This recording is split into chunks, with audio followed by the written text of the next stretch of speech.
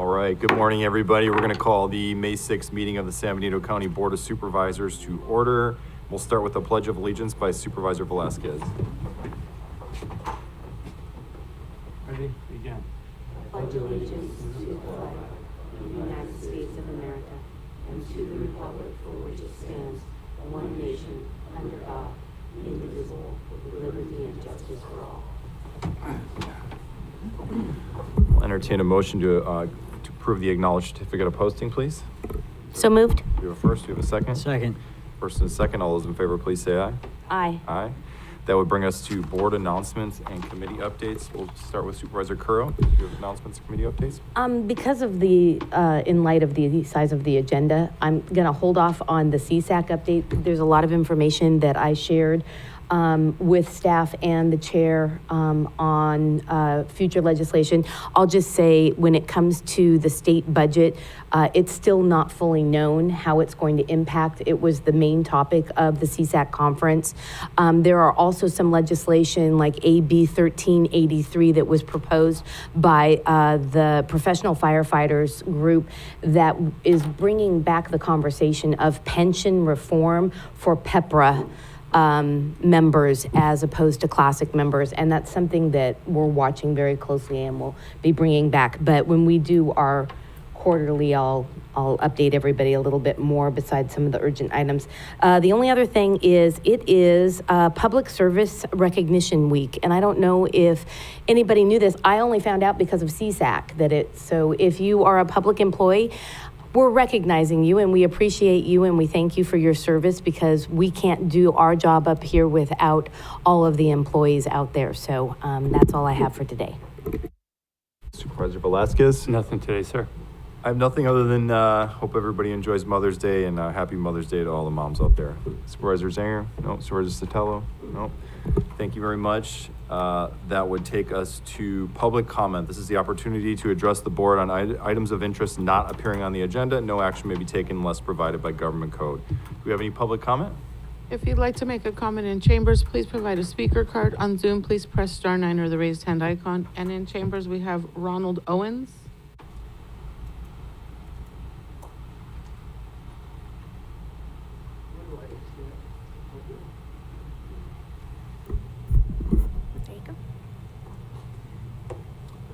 Good morning. On April 14th, 2022, Department of Health and Human Services Secretary Javier Becerra said this regarding the COVID-19 vaccines, quote, "We know these vaccines are killing people of color, Black, Latino, Indigenous people at about 2 times the rate of white Americans." Hello, my name is Ronald F. Owens, Jr. I was a public information officer at the California Department of Public Health for more than 14 years. I brought this information to my management on several occasions, and unfortunately, they made it about the messenger, me, and not about you and the 40 million other Californians. So I prematurely retired on December 31st, 2023, and since then, I have apprised 33 Board of Supervisor meetings, this is my 34th, regarding this information. In July of last year, I sent written notification to this board and your 57 other boards of supervisors across California. I also apprised this board this past December that if you and your other colleagues across the state had listened to me and stopped promoting, administering, and distributing the COVID-19 vaccines, more than 440 Californians would not have filed entries with the Vaccine Adverse Event Reporting System. Since then, 150 more Californians have been injured by the COVID-19 vaccines. I urge your county health officer to stop promoting, stop administering, and stop distributing COVID-19 vaccines. According to Health and Safety Code 101025, you all have a statutory responsibility to preserve and protect the public health. Again, I urge you to to stop promoting, administering, and distributing the COVID-19 vaccines. They're killing people, period. I don't care what color everyone is. Thank you for your time, and I will follow up these comments by sending you an email, forwarding you the 5-page PDF that I sent to you last July, and embedded a link of the email that I sent to this board this past December. Thank you for your time. Thank you. Next in chambers, Steve Umfleet.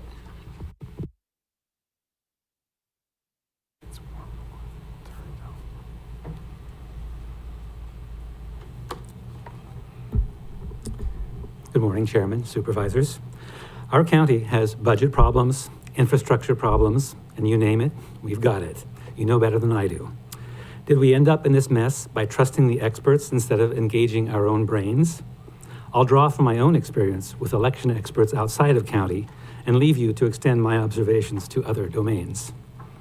Orange County Registrar of Voters Bob Page, who must be an expert because he's ROV of the 6th largest county in the nation, recently spoke on a Shasta County news station regarding a Shasta election lawsuit. He discussed several allegations from the suit, one of them being that 100 ballots scanned and adjudicated did not show up in the cast vote record. Perhaps he was careless or poorly informed, but his response completely missed the mark. How do I know? Because that allegation is a direct result of my examination of Shasta County's election records. Pity the uneducated viewers who now believe that the allegations have been put to rest. What's also interesting is that Mr. Page chose not to address an allegation about suspicious clock adjustments on the scanning and adjudication workstations for last year's March primary. An Orange County citizen examined the audit logs from his county's November election and found clock adjustments there as well. However, the only suspicious issue about those adjustments is that all the relevant information was redacted, so that even the most basic audit of these records cannot be performed. Did Mr. Page make those redactions because he's concerned about what we'll find? A recent news report about Orange County concluded that 20% of those who voted in the November 24 election were non-citizens or invalid or phantom voters.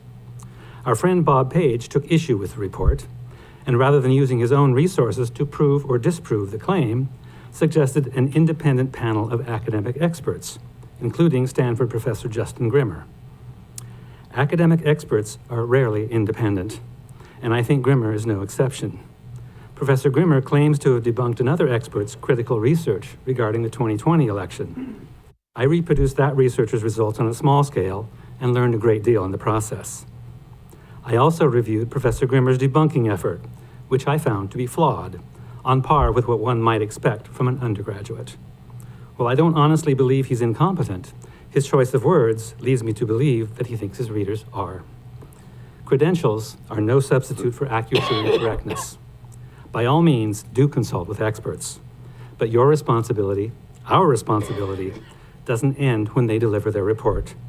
Trust but verify is always good advice. Thank you.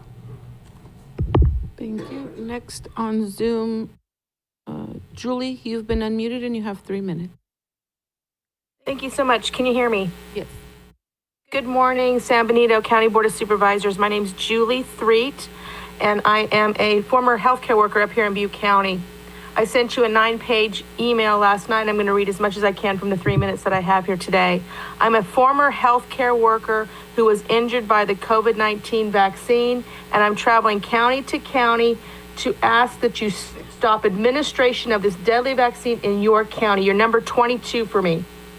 Again, I'm vaccinated myself with a valid VAERS report. I suffer from microangiopathy, tinnitus. I've had 3 detached retinas and 5 emergency eye surgeries. Again, I'm a whistleblower against Butte County, and I'm hoping that you will do the right thing. I'm a member of Medical Doctors for COVID Ethics International, and now lead investigator for VAERSaware.com, an organization that provides critical data by batch number. Have your public health team check on the relative lot toxicity at this site and notify your citizens accordingly. On your website, your public health department says that your policies have reduced childhood disabilities and death through vaccinations. I respectfully request information on the chronic illness rate of the children in your county and the number of children in your public school system on an IEP individualized disability plan. I venture to guess that, like children all over this country, the autism rates are through the roof.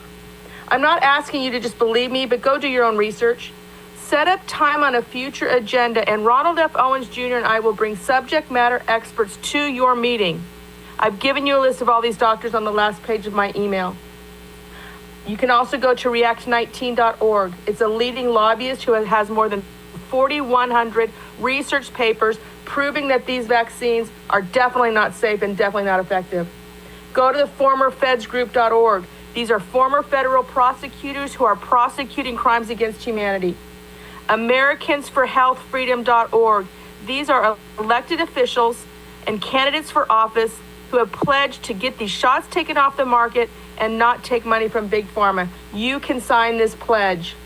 MilitaryAccountability.net. If you are a veteran sitting in that room, you need to go to this site and look at the petition signed by over 37,000 veterans who oppose this shot.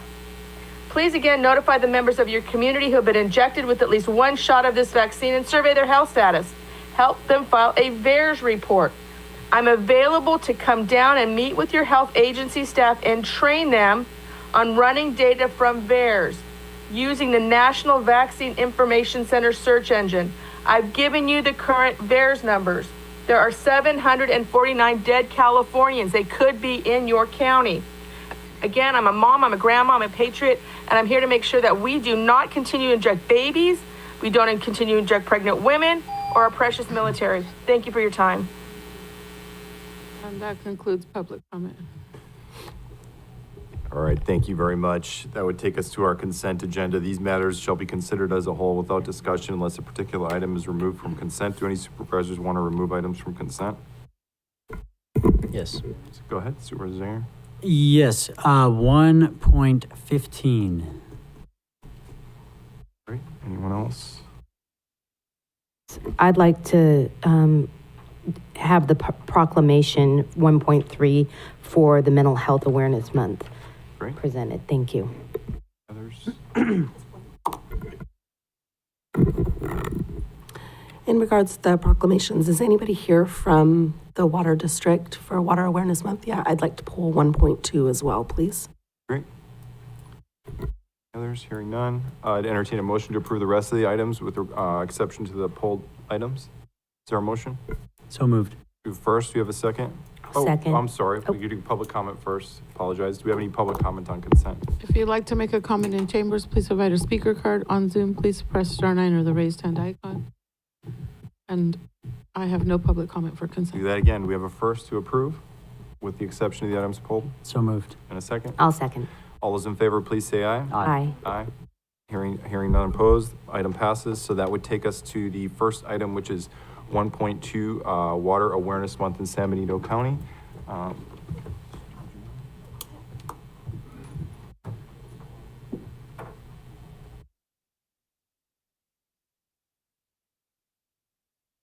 Appreciate you being here. This is the matter of proclamation recognizing May 2025 as Water Awareness Month in San Benito County.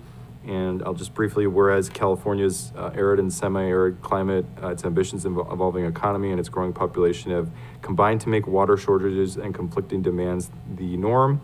And whereas during May 2025, the County of San Benito is inviting everyone to find ways to save water, both at work and at home.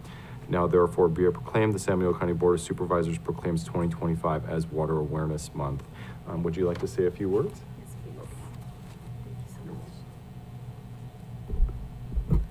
Good morning, everybody. My name is Jennifer. I'm the Water Conservation Program Manager here in San Benito County. I just wanted to say a few words. Now that it is May, it is the start of the irrigation season. We want to make sure that all residents in San Benito County are becoming more water conscious and adjust their irrigation systems for the weather. As the months are starting to warm up, we will see more leaks and water waste.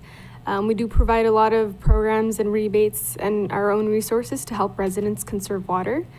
We serve the city of Hollister, Sunny Slope County, San Benito County Water District, and the city of San Juan Bautista residents. Feel free to give us a call, visit our website, or our social media platforms to get more information or help from our department. Thank you so much. Thank you very much. Thank you. Yeah. So we'll, now can I get a motion to approve that proclamation for Water Awareness Month? We have a first. So move. We have a second. I'll second. All right, all those in favor, please say aye. Aye. Aye. Motion passes. And then 1.3 would be approved proclamation declaring May 2025 as Mental Health Awareness Month. Do we have a motion to approve that as well? Move to approve. And a second? First and a second. All those in favor, please say aye. Aye.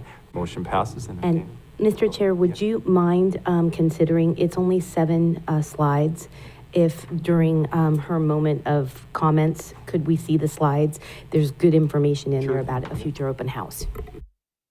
I'll be very mindful of my time. Very mindful. The first one. Thank you, Vanessa.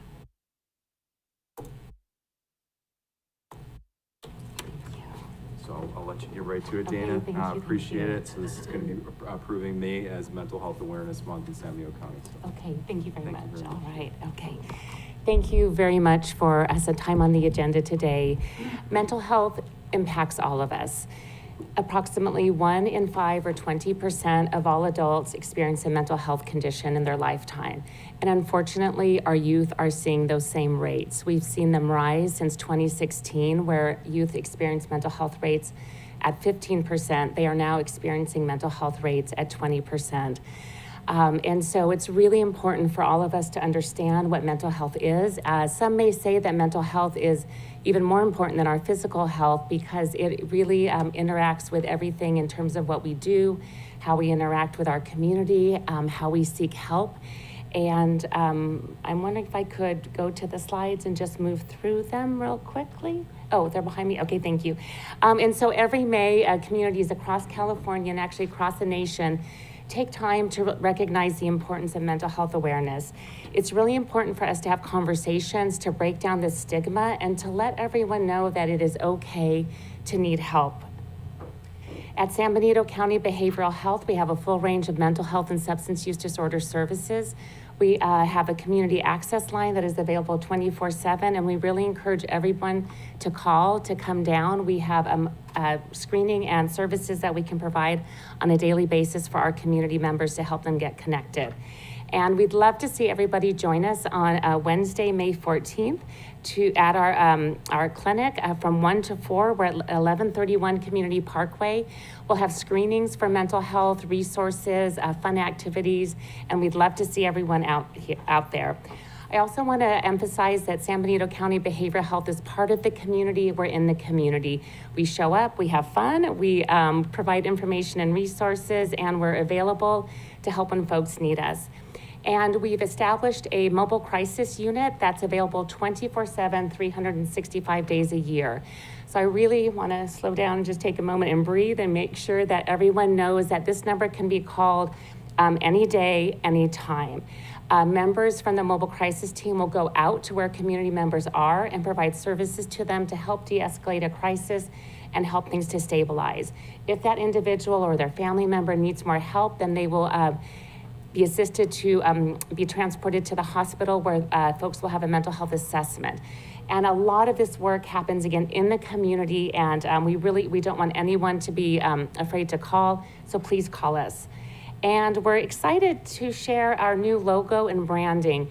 Being able to access mental health services is really important. And again, because there's so much stigma, we wanted to have a logo that welcomed our community. So this is our reveal. Some of you have seen the options that we shared in the community. We did a lot of focus groups in English and Spanish. We met with many members of our community. And so this is our new logo.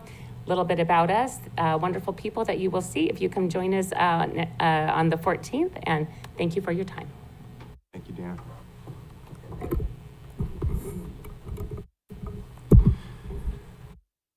Mr. Chair, can I just Yes, make of one course. comment? Go right ahead. Thank you. Yes, Supervisor Carroll. I want to thank Dana and her team for bringing the awareness and having the mobile center up and running.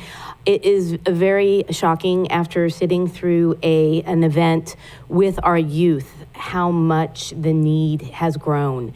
And so really having individuals, if you see a need, just share the phone number and say your help is just a phone call away. Having a young adult and seeing the challenges, it's heartbreaking to watch this happen. So please help spread the word, and I just want to thank the chair for allowing the presentation. Oh, go ahead. Go right, you want to come back up quick? Go ahead. You may start to see signs like this in your neighborhood. So these are signs that we're going to have made a little bit bigger that will be on folks' lawns in English and Spanish. We have door hangers that we are putting on people's doorknobs, and we'll leave some of the information in the back that has the phone number. Thank you. Thank you so much for that. Really appreciate that. So that would take us to our, we have a public hearing, but because it's not quite 9:30, we'll have to skip ahead. Oh, go ahead. We have one more from consent, 1.15. Oh, I'm so sorry. I missed that one. I apologize. So we do have one more consent item, my fault. So that would be 1.15, which is adopt plans and specifications for the library kiosk project located at 3000 Truckee Way. And we have Steve Loop here from Public Works. Yeah, I'm just here to answer questions from I guess, Supervisor Supervisor Zanger? Zanger. Yeah, thank you. Thanks, Steve. Yeah, so just this, it just seems like we kind of see this every now and again, and it's a lot of money. So I just want to clarify that this money is non-general fund. That's correct, right? That is correct. Where does it come from then? See, the three funding sources are, there was a $300,000 library impact fee, $172,000 from a IMLS grant, and $115,000 from Monterey Peninsula Foundation. So all non-general funds. Okay, so I just want to make sure that everyone's aware of that, because it does seem like a high amount for the library kiosk, but I understand, I guess there's put a cement pad in, and this includes, I guess, filling it and everything else, right? I mean, this is, we don't imagine we'll be over what we have here as far as, we won't have to dip in the general fund at all, you foresee? Correct. Okay. Yep. Okay. Well, that was basically it, just to clear up anyone that saw that they know this is grant funded essentially. So that's all I had. If there's nothing else, I'll make a motion to. I had something, but is Go there ahead. other questions and comments? Steve, can you clarify again, what was the starting estimate? Do you remember what the starting estimate for this project was and where we're at now for the total cost?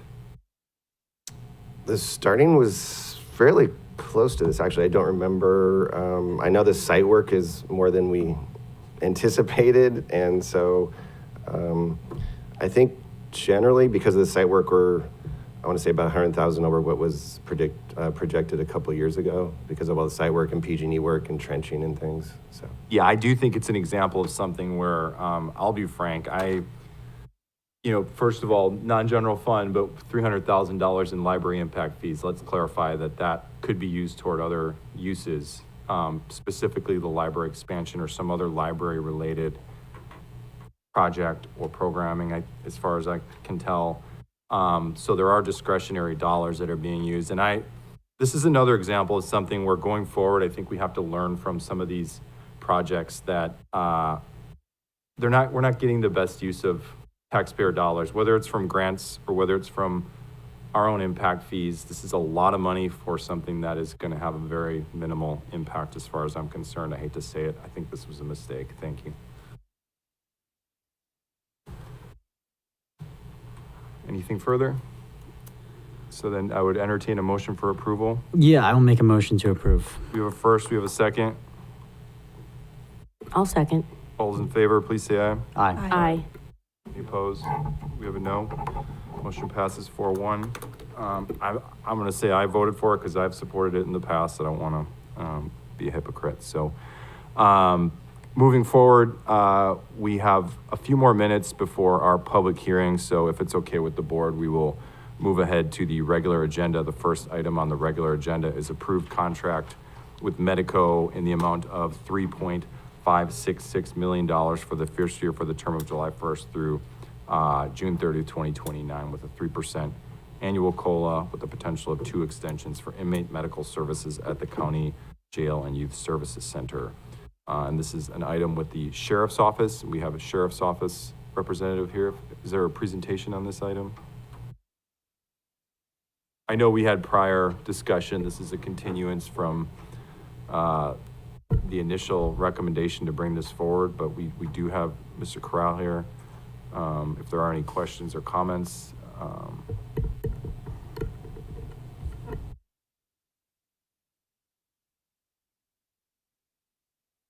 And we have the presentation from April 22nd, and we have looks like a new presentation as well. So would you like to go forward? I'm happy to provide, Chair, members of the board, I'm happy to provide this presentation. I think the sheriff is just outside there if you would prefer that, or I'm here to answer any questions as well. Yeah, we have 5 slides on here. I think everybody looked through that, I would hope. It's basically the same information that we had last time. We had to formalize the contract that we previously gave the recommendation to move forward with. So if you're okay with leaving it at that, if there are any other questions, we would want to go to public comment before we come back to the board for questions and comments. So if we may, we'll go We're ahead. going to go get him right now to see if he needs Okay, to. see if the sheriff's available. All right. Yeah, we can do. Yeah, let's do public comment and then we'll come back. Thank you for that.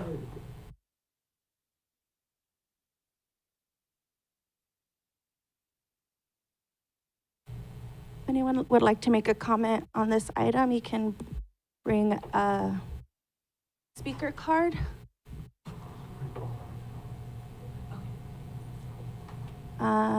No, we have no public comment. All right, thank you very much. And I see Sheriff Taylor's here. So Sheriff Taylor, we just were skipping around a little bit because our public hearing's at 9:30. We had about 5 minutes. We don't want to waste. So I appreciate you being able to come in here and do your thing. So we're on the medical item, obviously. We have the brief presentation. Did you want to walk through it at all? I know we previously went over a lot of this, I think all this information. We're coming back and formalizing the contract that you brought to us. Yeah, I'm happy to go through anything that you want to go through again, but this would just be to formalize the contract based on the language or the presentation we had before. Nothing's changed. I will preface it by saying that we did try to get some of the reimbursement numbers figured out because that was important to us, and I know it was important to all of you. And so, unfortunately, we have a range of possible reimbursement from $100,000 a year to $1.4 million a year. And the methodology to try to figure that out has been really difficult. So Medico tried to do something just to kind of understand how this range of numbers is coming from. Medico did a thing where 30% of the population of the county of San Benito is on Medicaid. So they took that 30% number and transposed that into the incarcerated population, which in our opinion doesn't work. And so, but that's the best numbers that they had trying to figure something out. And so that was the low end. That looked like it was going to be about $100,000+ a year in reimbursement through CalAIM. There was a report from CDCR, which is they run the state prisons, that the effect of CalAIM, they felt in the statewide system that 80 to 90% of the incarcerated population would be eligible for reimbursement. The numbers we have is that we can expect for an incarcerated person to be reimbursed about $1,200 to $1,300 for each incarcerated person. So I tried to run the numbers based on our average annual bookings at 80% and at 90% reimbursement, and then at the $1,200 rate per incarcerated person and the $1,300 rate per incarcerated person. And so the numbers that we had coming back, if that's accurate, if the state CDCR reports are accurate, that we can expect an 80 to 90% return or billable return to the county, then that would put us between $1.15 million a year and $1.54 million a year, if that's accurate. If we go on the 30%, just what people are on Medicaid, on a different funding, on a different I think they use different metrics on Medico, then I'm just going to share that with you because we have that information from them that was their estimate of $100,000 a year. I don't think it's accurate. And I don't know if anybody else has anything to add to that, but that's kind of where we are with that part of it. I know that I just talked to Kelly Kennedy, and I think the chief has opined on this as well, that we feel that for this increase in coverage, we have the funding available for this fiscal year and probably the next fiscal year already covered from the CalAIM dollars that we've already been granted by the state. So it would be, for the best way for me to explain it right now is that for this fiscal year and the next fiscal year, I don't see an impact to the general fund outside of what we've already budgeted for medical services. Thank you, Sheriff. We'll bring Hold it on, back. and then here's the Go chief. ahead, yep. Good morning, thank you. I just wanted to clarify one thing. All of the information provided is really with respect to adults that are incarcerated at the jail. For youth that are incarcerated at our youth services center, it's actually a little bit different. They are 100% covered for all CalAIM reimbursable services, and all youth, regardless if they have private insurance or not, are covered through Medi-Cal. And just in looking at my intake numbers from this last calendar year, I had about 80 intakes. So that's about 80 youth coming into care and custody at our facility who we would be able to bill Medi-Cal to get reimbursed for services that are provided to those youth that are in our custody. So just a little bit more information for your consideration, just because things for youth and things for adults are a little different. So I just wanted to clarify that. Thank you. Thank you very much for that clarification. Anything further? I don't think so. If you have any questions, we can Bring it back to the board for take our questions best and shot. comments. Supervisor Sotelo? Any other questions, comments? Hearing none, I'd entertain a motion for approval. Yes, sir. We did. We did. So I move to approve as recommended. We have a first, we have a second. Second. Second, all's in favor, roll call vote, please. Supervisor Kozmicki, Yes. Supervisor Zanger, Yes. Supervisor Sotelo, Yes. Supervisor Curro, Yes. Supervisor Velasquez, Yes. 5-0 vote, motion passes. Thank you very much. Thank you, board, very much. Sorry for being late. Blame KION for that. All right. Thank you. So we'll move back to the public hearing now, 2.1, since we have that scheduled for 9:30 at 9:30 or soon thereafter. So this would be accept presentation, waive further reading, and adopt ordinance entitled Ordinance of the Board of Supervisors designating fire hazard severity zones, accepting the 2025 fire hazard severity zones, maps for the local responsibility area from the Office of State Fire Marshal. And we have Chief Goulding here. Thank you for being here. Good morning. So before you, we did this a little bit backwards, I guess, but is the presentation on the fire hazard severity zones ordinance. Excuse me. So fire hazard severity zones, what are they? So CAL FIRE uses an advanced modeling technique to determine the risks throughout the state. These maps were last updated in the local response area between 2008 and 2011. And when they last updated them, they only designated the very high severity zones.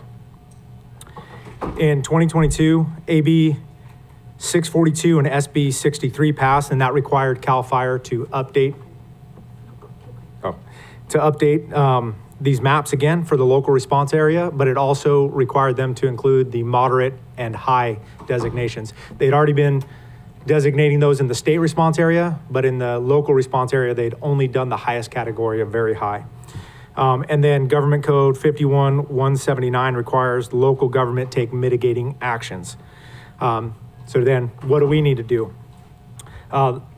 We received the maps, we made them public, we put it on the webpage, Hollister Fire's webpage, the county's webpage, put stuff out on social media. So we had to make them public. Today we're adopting the ordinance, and then once we adopt the ordinance, then we have to submit it back to the state. Can we dispute or amend the fire hazard severity zone determination? So we cannot dispute, we cannot lower the determinations. We do have the ability to increase the determinations. And we briefly talked about this last time, where I recommended maintaining the designations as set forth. And I did that based upon the fact that the modeling CAL FIRE uses a scientific method to model these zones. And Chief, if we altered the. Chief, I have to interrupt. Due to a technical issue with CMAP, we just need a few minutes to restart. Oh, yeah. So the public can see the presentation if they're aware. So we'll just take a few minute break here, if that's okay. We'll take a break. Thank you. Perfect. Sorry about that. That's all right.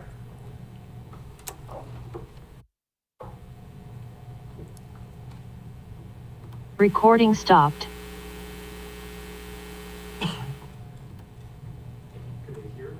They could hear, they just couldn't see. Yeah.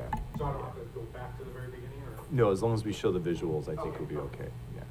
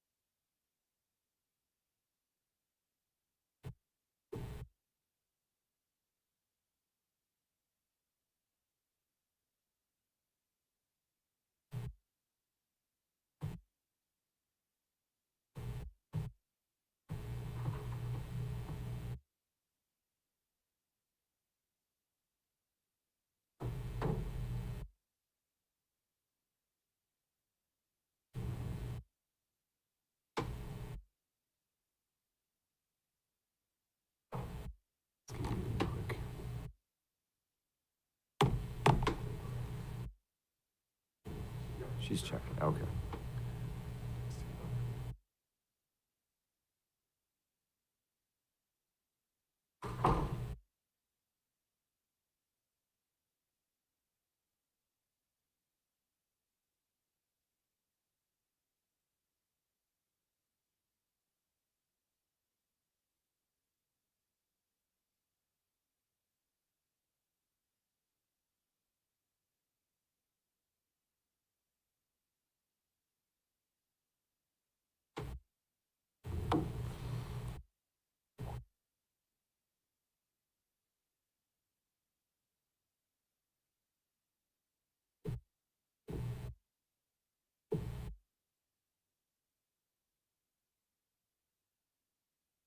Is he still? Where's that? What is that? Just bringing tequila to the meeting here. It's nice.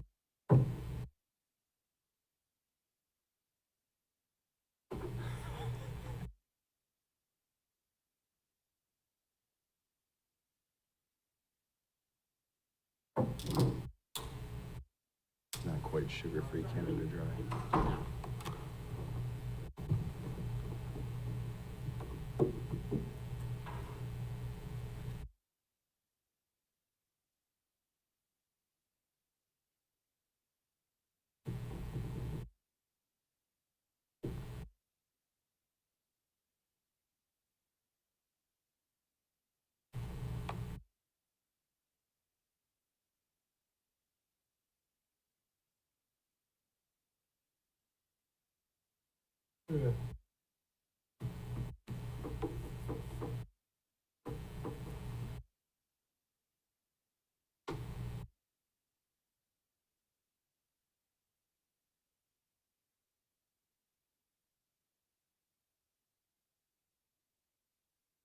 All right. Yeah.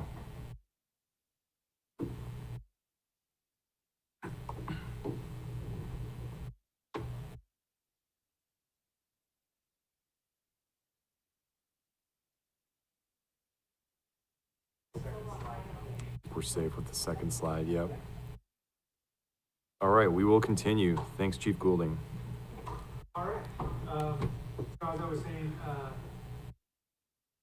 we were talking about whether or not I advise that we alter these. Recording in progress. You're good. Go ahead. Sorry. So the modeling pretty complicated scientific modeling. I hear you. There we go.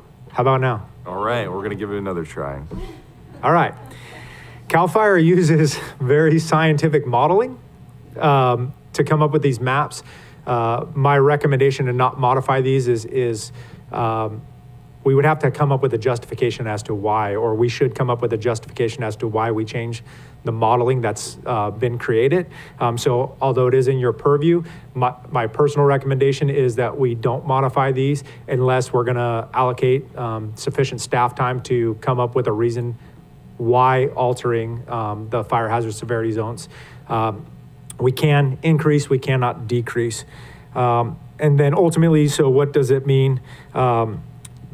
There's the 3 different zones I talked about, very high, high, and moderate. Each have their own requirements. And if you want to go to the next one there. So if you look at this chart here, the right-hand side, it shows you the local response area requirements. The left-hand side is the state responsibility requirements. So if you start at the bottom there, the moderate, the only requirement is that we adopt these and basically make it known to the public that they are within these areas. And then as you move up to the high, there's some hazard disclosures that are required. And then if you go up to the very high, then there's a whole bunch of other additional things. And that's mostly going to affect any sort of building and planning that's done there. There's going to have CEQA implications. So that's really the big difference between those 3. That very high changes a lot of stuff. The high and moderate, those are more for awareness purposes. Next one.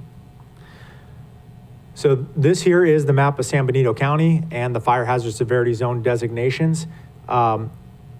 Most of what you see there is the state responsibility area. So if we go to the next slide there, that's actually a zoomed in portion that shows the actual local response area. So the pink, light orange, and light yellow, that's all in the state responsibility area. The bright red, yellow, and orange, there's a few small orange spots. I don't know if you can see it so well. Those are in the local response area. Only the areas within the local response area is the jurisdiction of this board to adjust those. The stuff in the state response area, although it is in the county, it's the state of California who can adjust those. I think Supervisor Curro, last time we talked about the mapping, and so I worked with the county and Chris Mangano and GIS, and we were able to get a interactive map, and I think it's been put out on social media. If you scroll down just a little bit, there's the web page is on there, where you can click on and actually type in an address and determine what where your address is, what zone it's located in. If we go to the next slide, there's an example of what it actually looks like. If you can't remember the actual link that I put up there, you can go to the county's webpage, and if you go under public safety, under fire hazard severity zones, there's actually a GIS map you can click on, and if you look in that upper right-hand corner, you can see where it says find an address or a place. You can place in that address itself, and that'll take you. And so I believe Supervisor Curro, that was kind of what you were looking for. Now you don't have to try and look on a PDF map and guess where your house is. You can actually type in the address on this GIS map, and you can see exactly what zone you're in. And with that, I'll answer any questions you have. We'll go to, we'll open the public hearing first. So public hearing open. Is there any public comment? If you'd like to make a comment in chambers, please provide a speaker card. On Zoom, please press *9 or the raised hand icon. And I have no public comment. All right, public hearing is closed. We'll bring it back to the board. We have questions or comments? Supervisor Curro? Thank you so much for making the map possible, because I attended a homeowners association meeting with the fire marshal at Ridgemark, and I'm a little disturbed about what was presented to the residents, because our fire marshal specifically stated that even though they say, the state states that these maps do not impact insurance, they're seeing, and he has personally seen, that they do impact insurance. And even in the warning yellow area, insurers are being impacted and insurance companies are not insuring in the yellow area. So for example, if you live on Ridgemark Drive and you drive halfway down Ridgemark Drive, not halfway, quarter of the way down, you're in a yellow zone. If you drive a quarter of the way down South Ridgemark, you're in the yellow zone. You have Sunny's Way is in the yellow zone. All of these individuals are challenged with their insurance providers. And by adopting this map, it is saying that we agree that these areas are risks for fires, which I'm not a fire expert. I don't claim to be a fire expert. But what I do know is people are going to lose homes if they can't get their insurance because of their mortgage requirements. So my question to you is it true that the state is saying that these maps have no impact on insurance, or is the fire marshal correct that they do have impacts on insurance? Both are true.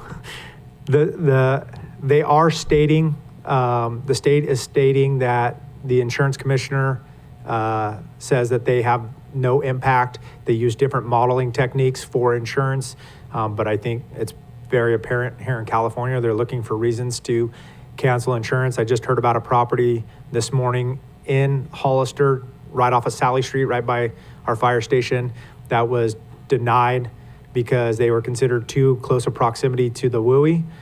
So not even designated in any of these, but there's an empty lot next to it that we're going through our weed abatement process. There's weeds on the lot, and the insurance company, I don't know if it's through drone or how they did it, but they said, oh, there's a field with grass, you're canceled. So the insurance commissioner is stating that these maps have no bearing, but the insurance companies get to use whatever they choose, and so it doesn't prohibit them from using these maps. So I would say both the insurance commissioner is theoretically, is saying they're not supposed to be used, but they are being used like the fire marshal has said. The reality of this is the areas of these maps that are now moderate to high are going to impact our residents if we adopt this.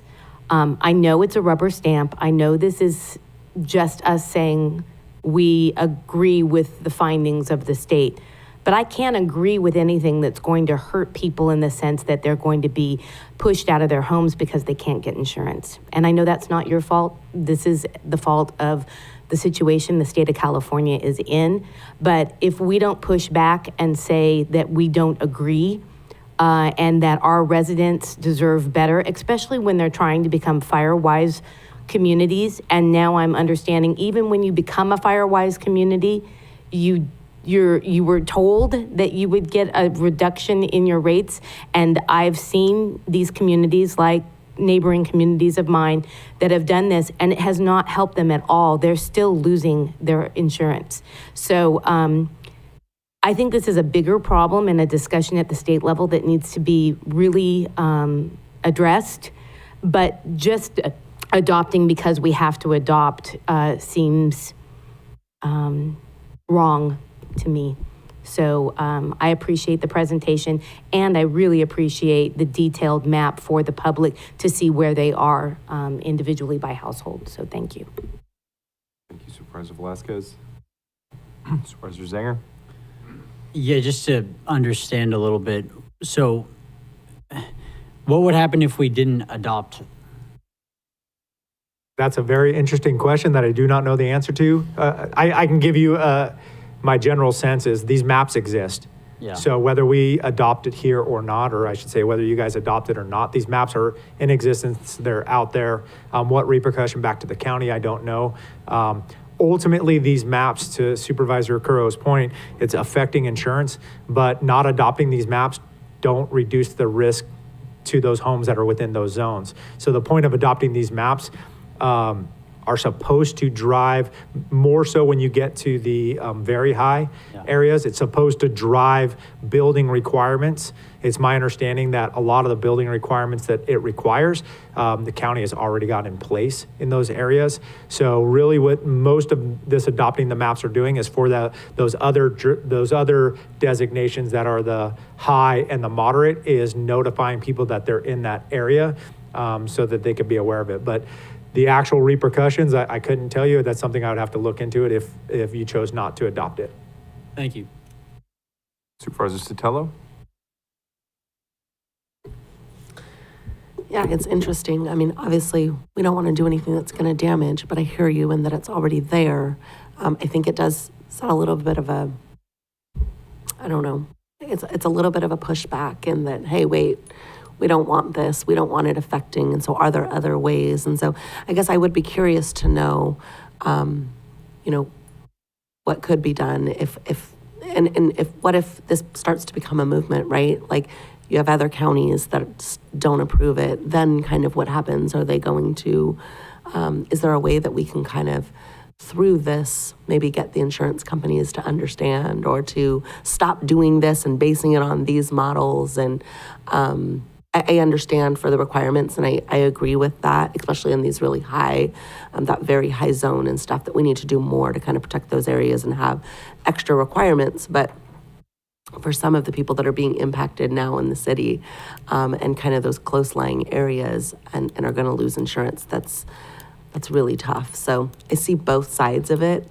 I wish we could get more information on what the true impact really would be by taking a stand and saying, no, this doesn't work for us. So, and I think I agree with both you and Supervisor Crow, but I think it's a separate issue. I think it's an insurance issue because, again, these maps are highlighting areas of dangers and a little more information as to where this even came about. Back years ago, they never even designated anything in the local response area until a little fire in Oakland Hills that burnt up a whole area that they didn't even expect to burn because they never modeled it. So that was what drove the modeling. They had done it in the state response area. That was what drove the modeling in the local response area. So identifying those areas so people are aware is one thing. The pushback, I believe, on what we're seeing, and not just because of these maps, but just in general, the pushback is more on the insurance agencies and how they're dropping policies for any reason. But I can come back. I can work with Ms. Ring and see if we can't come back with a little bit more information. But ultimately, yeah, the maps are out there. The state has them. They're already published and known. And if they're being affected, they're already being affected even before you've adopted these maps. Chief, what is the timeline on this? Like, is the state requiring that all counties have these maps approved by July 1st? Or do we have time to take this back and get some more information and have some more discussions Yeah, so we do. So originally, it was supposed to be 5 months from January 1st.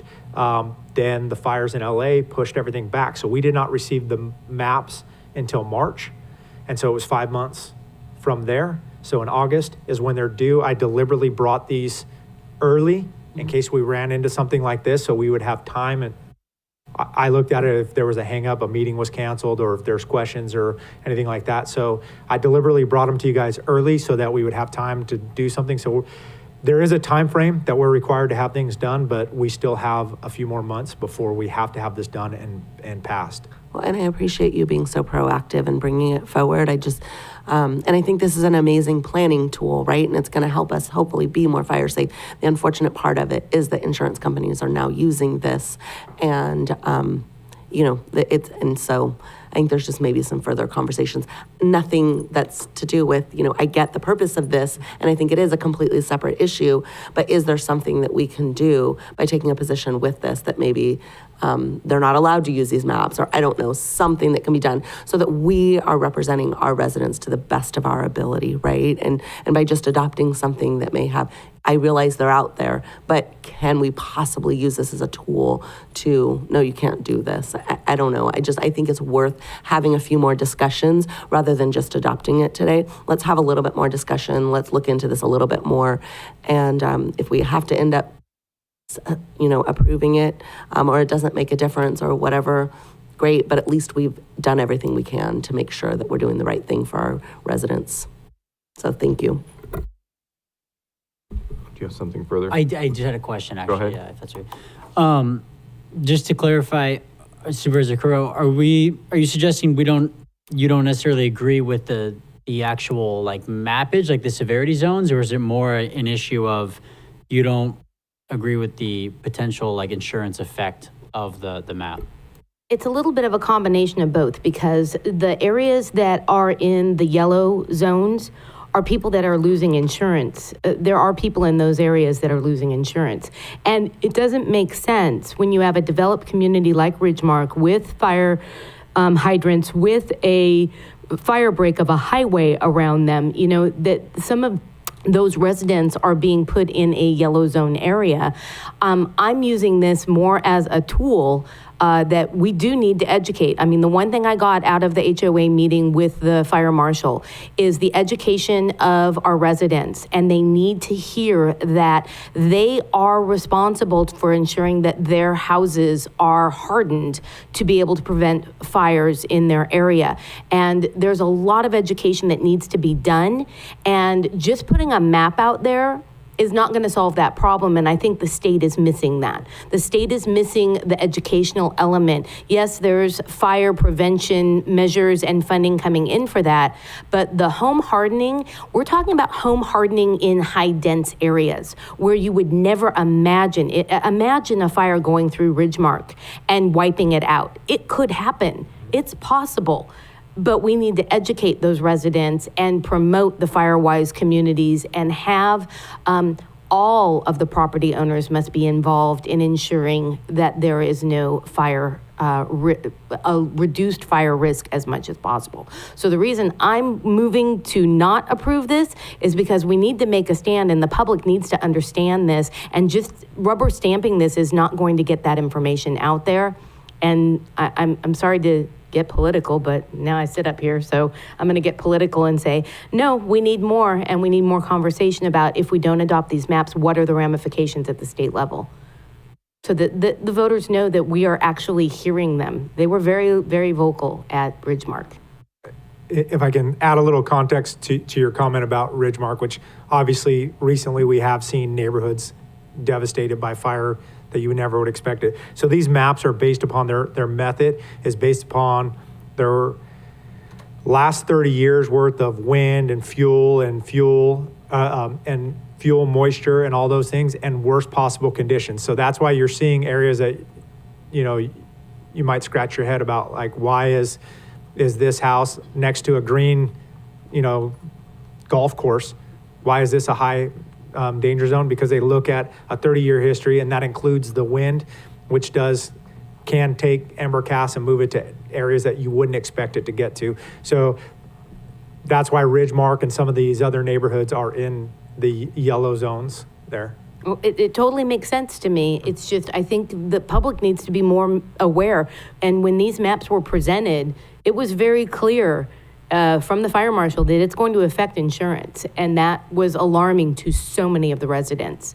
And if we can continue the conversation, and if we do push back, what are the ramifications if we do push back to the state and say, we can't be pushing people out of their homes, but we need to educate them about home hardening. So thank you, Mr. Chair. Yeah, thank you. I mean, it's obviously a challenging issue because you're bringing up concerns about insurance, but then there is also the reality that these are zones that are based on scientific data and extensive scientific data, and unless we actually would be accomplishing something by potentially challenging, or are there specific areas we would like to challenge? I don't really see where we're going, other than not really acknowledging that we live in an area where we have wildfire dangers. And I also would say we have to continue to learn about this with regard to development and where we're developing. And I think one of the main reasons for this is to point out, hey, you're really not supposed to be developing in these areas, or you shouldn't be, or if you are, you should be aware of the risks. And by the way, you might not get, or probably won't get, fire insurance if you build a house over here or this jurisdiction in future boards of supervisors are irresponsible and approve development in areas like that. So I'm inclined to approve this because it's based on data and reality, but if the board wants to challenge something specific about it, or challenge that, you know, the insurance part of it, I'd be open to that, but otherwise I would hate to have us spinning our wheels over something that inevitably it's not really going to have an impact. Like I brought up, we do have time. We have until August. So, and we can work two parallel paths if you'd like. We can try and work with OES and our fire marshal's office to bring that education piece out there as well, while you guys can also work the political ramifications. What are the political ramifications, though, is what I'm getting at, because I'd hate to just go through the motions and spend staff time. I mean, the working through the insurance commissioner, that portion. It would just be sending a message to the insurance commissioner that we need to address the insurance issues for our residents. We've been talking from CSAC and from RCRC on this issue, but rubber stamping the maps that basically you have you have all of Santana Ranch is in the yellow zone area. You have all of the new development. So you have Cielo Vista. Am I saying that right? Cielo Vista? Cielo Vista is not in it, but all the new development of the city is in it. And it just doesn't make sense to me. It's like, okay, you have a hard break there. No, it's all in. Yeah, you're not on the same map as me, sorry. Mr. Chair. So, my biggest comment on this is we do need to inform our residents of the fire risk in our community. It is real, it is high. San Juan Canyon is, I mean, when you look at San Juan Canyon, it's amazing that it's not in the very severe, but Hollister Hills is in the very severe when all of that is a connected range. So, I just can't adopt this without more conversation. And if we do push back on the state, what does that mean? Does it help us at all? Does it raise an awareness that we need to bring more to our state insurance commissioner? Because I don't know what else to do for these people. Once their insurance is gone, what can we do as representatives to stop it?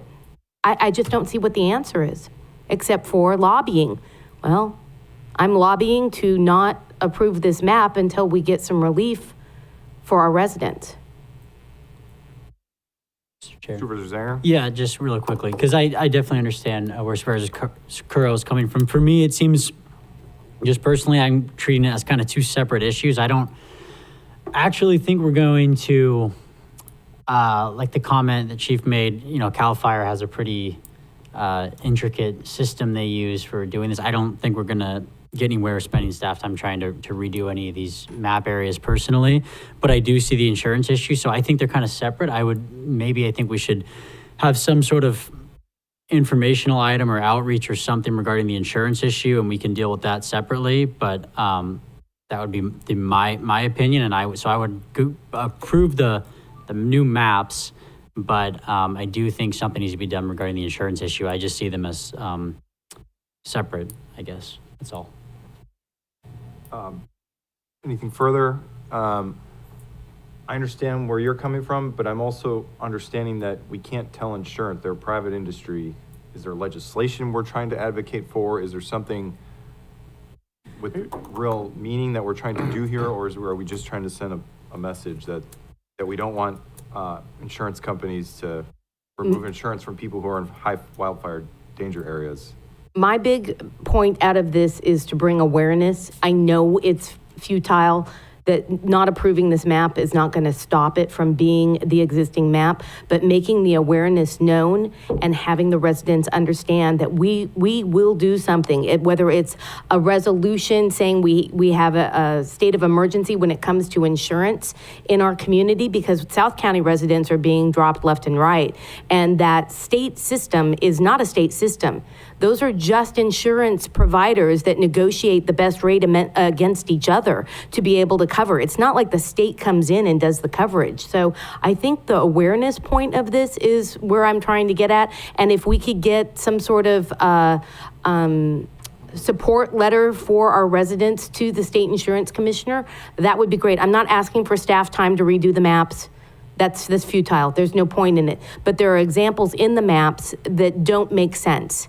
And we need to point out those examples and show that give real stories that these people are losing their homeowners insurance and how it will fiscally devastate our community if people start losing their homes. Our property taxes will go down. This has a long-term effect, and I just can't approve it as is without the state understanding that there is an impact to our residents. Warning the residents that they're in a fire danger area is crucial. Every resident, whether you're in a yellow, orange, or red zone, needs to be known. I don't care if you're in downtown Hollister. You're always at risk of fire, and you should be looking at fire prevention and awareness. But if we don't, as leaders, start standing up and saying, we can't just keep rubber stamping this, and then all of a sudden our community has no insurance. If we don't start now, when do we start? So thank you for your time. Thank you. Chief, can I ask a question? Do we know if there are any requirements when properties are being sold with regard to these maps in particular, that their property? So yeah, once you hit that high level, that's where hazard disclosures, it's a requirement that you disclose the hazard zone. So anything that's in the orange or red map requires a hazard disclosure when you adopt these maps. Okay. I mean, I would suggest that if we can do outreach on it. I just hate to not acknowledge that these maps are based on science and data, because I understand we're trying to protect our residents and their insurance, but these maps are based on science and data, and if we're not going to actually accomplish anything I'm inclined to approve the maps with the notion of doing outreach, putting this on our website. I don't know if there's anything further we can do locally, if we want to look into any local ordinances that require additional disclosure beyond that very high level, maybe something, but we're not going to really be able to manipulate the insurance industry through a resolution. So I would, go ahead, Supervisor Sotelo. I'm just curious, Supervisor, I think Zenger, and well, probably not Zenger, but more Kuro. I was going to ask more like with our associations that we belong to. I'm not aware of like RCRC, any of the counties right now, but I can definitely go and find out. But really my question more so is, and because Supervisor Kuro, you sit on CSAC, do you know, are any of the counties, any other counties that are kind of pushing back on not approving these maps right now? Is this kind of a little bit of a movement, or do you know anything about any other counties are doing? Like I said, I don't know with RCRC. We have not discussed this, but that I'm aware of, but I was not able to go to the last meeting because we had a special Board of Supervisors meeting that day. So just curious if you had any communication, especially since CSAC just had their convention. Unfortunately, I wasn't able to attend the session because of my committee was in conflict at the same time. We had overlapping schedules. I have not asked, but the rumblings from all the supervisors that I did talk to that attended is that we're going to have a crisis in insurance in the state of California. And if we haven't already hit it, we're going to hit it real soon. A lot of them feel in their counties they've already hit it, and they don't know what to do to push back.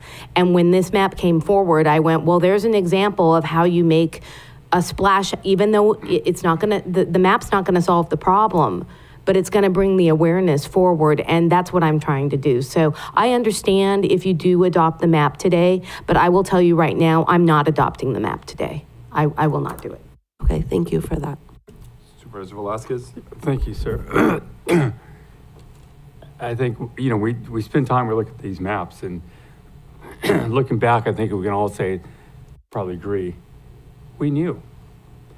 Fairview, we've said this for so many years, don't jump Fairview because danger area. It's like, oh no, it's beautiful. Well, we're doing it. And I heard a suggestion about maybe we notify those in the yellow areas, at least make them aware that there's potential fire hazard for them. We can't fix what's been done, can't change it, but we definitely use these maps. And I agree with the chair. These are very scientific. They they don't come out of nowhere. How they understand wind patterns, that's really what probably most of this is the wind patterns and where they're going to go and what they can ignite down the line. So we're going to be careful. I think what we should do is approve, but also send a letter to the insurance commissioner and say, hey, we have a problem. How are you going to help our residents? What are you doing in the state? Because there has to be some kind of coverage. You have people living there that are going to have a hard time. But I think it's time for all of us to really look at this and acknowledge we got a problem. Don't deny the science. Look at it. How do we prevent? Now that we know some of these areas that are in these zones that have quite a bit of residential, how do you prepare for it? That's what we should be talking about here. How do we bring that down out of the yellows, some of these areas, and acknowledge Fairview should be that line for all of us. Wake up call, everybody. Knock it off with this, trying to build everywhere we can, and notify the homeowners or make sure the homeowners understand this before they get hit with that letter from the insurance company saying, hey, by the way, you're in a fire zone. So I can't and I won't fight the science on this. I think what we should be doing is send a letter to the insurance commissioner asking, how are you going to help our residents? Thank you. So I'm hearing potentially if there's a will to split this because Supervisor Curro may or may not want to support communicating to the insurance commissioner or other outlets, but then may not want to support the maps themselves. So I guess what I would entertain is a motion to first approve the maps and then move on from there to the outreach direction. Do I have Yeah, I'll make a motion to approve the maps. We have a second? I'll second. All those in favor, roll call vote, please. Adopt the ordinance. Sorry about that. Yeah, adopt the ordinance to approve the maps. Supervisor Kuzmicki, Yes. Supervisor Zanger, Yes. Supervisor Sotelo, Yes. Supervisor Curro, No. Supervisor Velasquez. Yes. 4-1 vote, motion passes. And then what I'm hearing is potentially working on putting together a letter to the insurance commissioner. Do we want to form an ad hoc to do that? Supervisor Curro, do you want to? Well, what I'd like to do is I'd like to work with Supervisor Sotelo with RCRC and CSAC, get some sample letters and bring it forward as a future agenda item. Sounds good. So we No have ad that. hoc. Okay, no ad hoc. Great. One quick thing. One quick thing. Great. And then I would suggest also putting the map, doing some outreach, putting it on our website, letting people know. Is there any will to look into potentially exploring any potential further restrictions in our building codes or zoning codes, general plan, to look at the impact of these data here and whether there are any additional restrictions in certain areas that we may or may not want to be building going forward? It was Mr. Chair, I'm sorry, it was my understanding that these areas that are in the so the red areas, right? They will have building restrictions automatically. Is that not true? They have additional requirements in order to build there. In order to build, You so can there's- still build there, but the threshold for what you have to do in order to build there increases dramatically. And so I think the education that needs to be done is how is Firewise Communities going to address these red and orange areas, even the yellow areas? And how do we promote the Firewise process? That has to be done by property owners. The residents have to do it. It is not something that's done by the county. But if we could get the information out there about the Firewise Communities and the new map, that maybe we can promote, I guess in our county, we have 4 Firewise communities, and in counties like Southern California, they can have up to 25 Firewise communities. I'm not sure on the numbers. It's just, it's an area that we need to promote more, and so my recommendation, Mr. Chair, would be to have the map displayed, advertised, the PIO do some outreach, along with the Firewise information, and I can forward that to the PIO. I would support that. I would also recommend that we refer this to the Housing Policy Reform Ad Hoc Committee to work with staff on looking at codes and whether we can go further than what's being required under these regulations. Mr. Chair, we actually are doing that and looking at anything being built in the county has to meet a higher standard. But I mean specifically with regard to the yellow and the orange zones and the red zones, and looking at, specifically, we already have restrictions that are stringent on the very high, the red zone, but looking at that orange zone. We are. Okay. We are, and I would just suggest, Already. you mentioned earlier, letting those homeowners or the people that are buying properties here, let them know what's going on here, be aware before they purchase their property. Because I think you mentioned if it's in a yellow zone, they don't have to be notified. Correct. You just had to adopt the map. So from what I'm hearing, perhaps the recommendation should be to add a hazard disclosure to anything that's in the moderate as well. Yes. Yes. And we would have to go through some sort of ordinance to do that, I would assume. So I would just refer that to the Housing Policy Reform Ad hoc to work with legal and planning to come back with potentially an ordinance that would require further disclosure when properties are sold in the moderate zone. Is that, do we need a vote on that, or is there a consensus on that? Consensus. Is everyone okay with that? Sending it back for exploration, Supervisor Curl? I have real concerns because anything that we do could have major ramifications on resale values. And so I totally agree, they need to be notified. How can we find a balance and a compromise between hurting the resale value of a home by taking action that would not be taken by the state and enhancing that action and having it potentially hurt future sales? Remembering that we are a Prop 13 poor county, and the second our property taxes start to decline because of these maps, it will affect us fiscally. If I may, that would, to that point, is why I wouldn't recommend. So if you took the moderate and made them high, that would automatically cause the disclosures.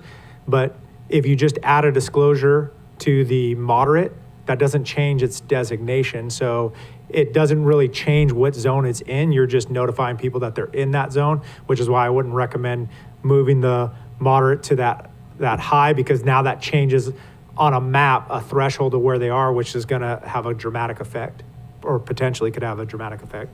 Yeah, I agree.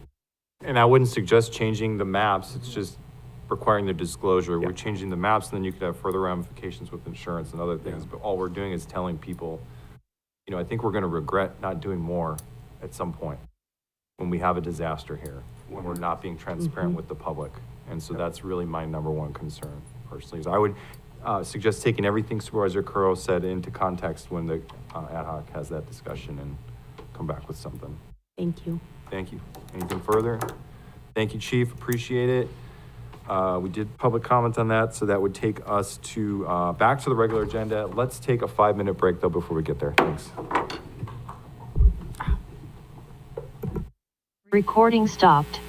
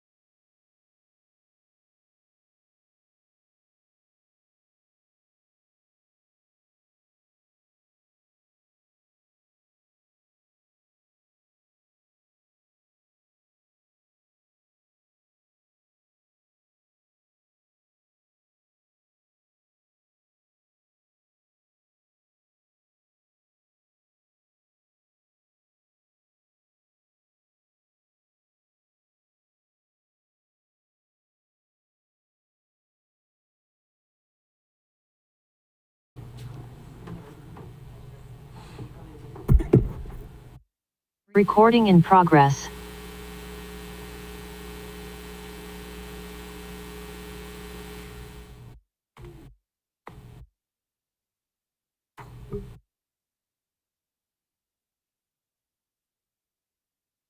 All right, thank you, everybody, for your patience. We'll call the meeting back to order. We would next be moving to item 3.2, which is authorize Public Works Administrator to enter into a contract with Anderson Brule Architects, highest ranking architectural engineering design team for $84,915 for preliminary design services at the old courthouse. And we have Steve Loop here. Thank you, Steve.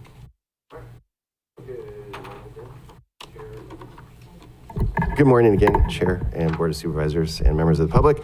I believe we might be having some technical difficulties, so the board has a handout of basically just the agenda item. We took excerpts from the agenda item and attachments, and we put them on some slides. That's all we've done.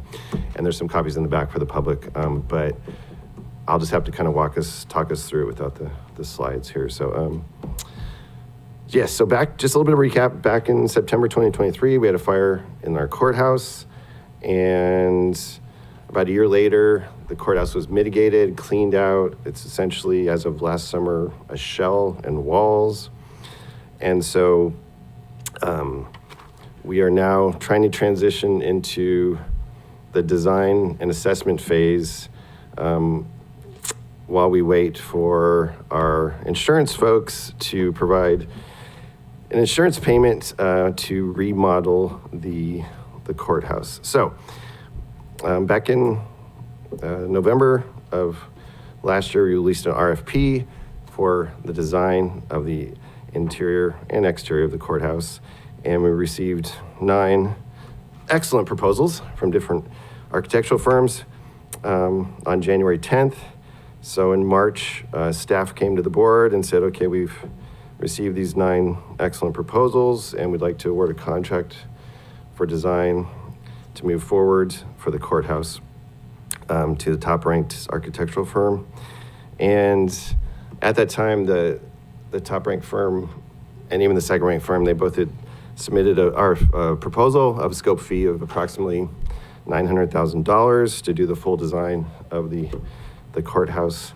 And so it was discussed that because we hadn't received the payment, so we didn't really have the construction budget for the courthouse, that we would downscope the design to just do preliminary assessment and preliminary design only.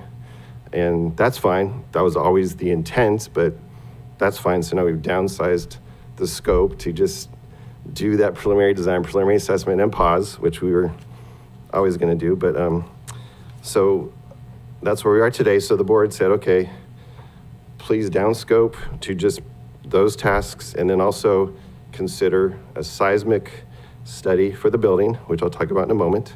And so there's a few reasons we would like to do just preliminary assessment for the building. One is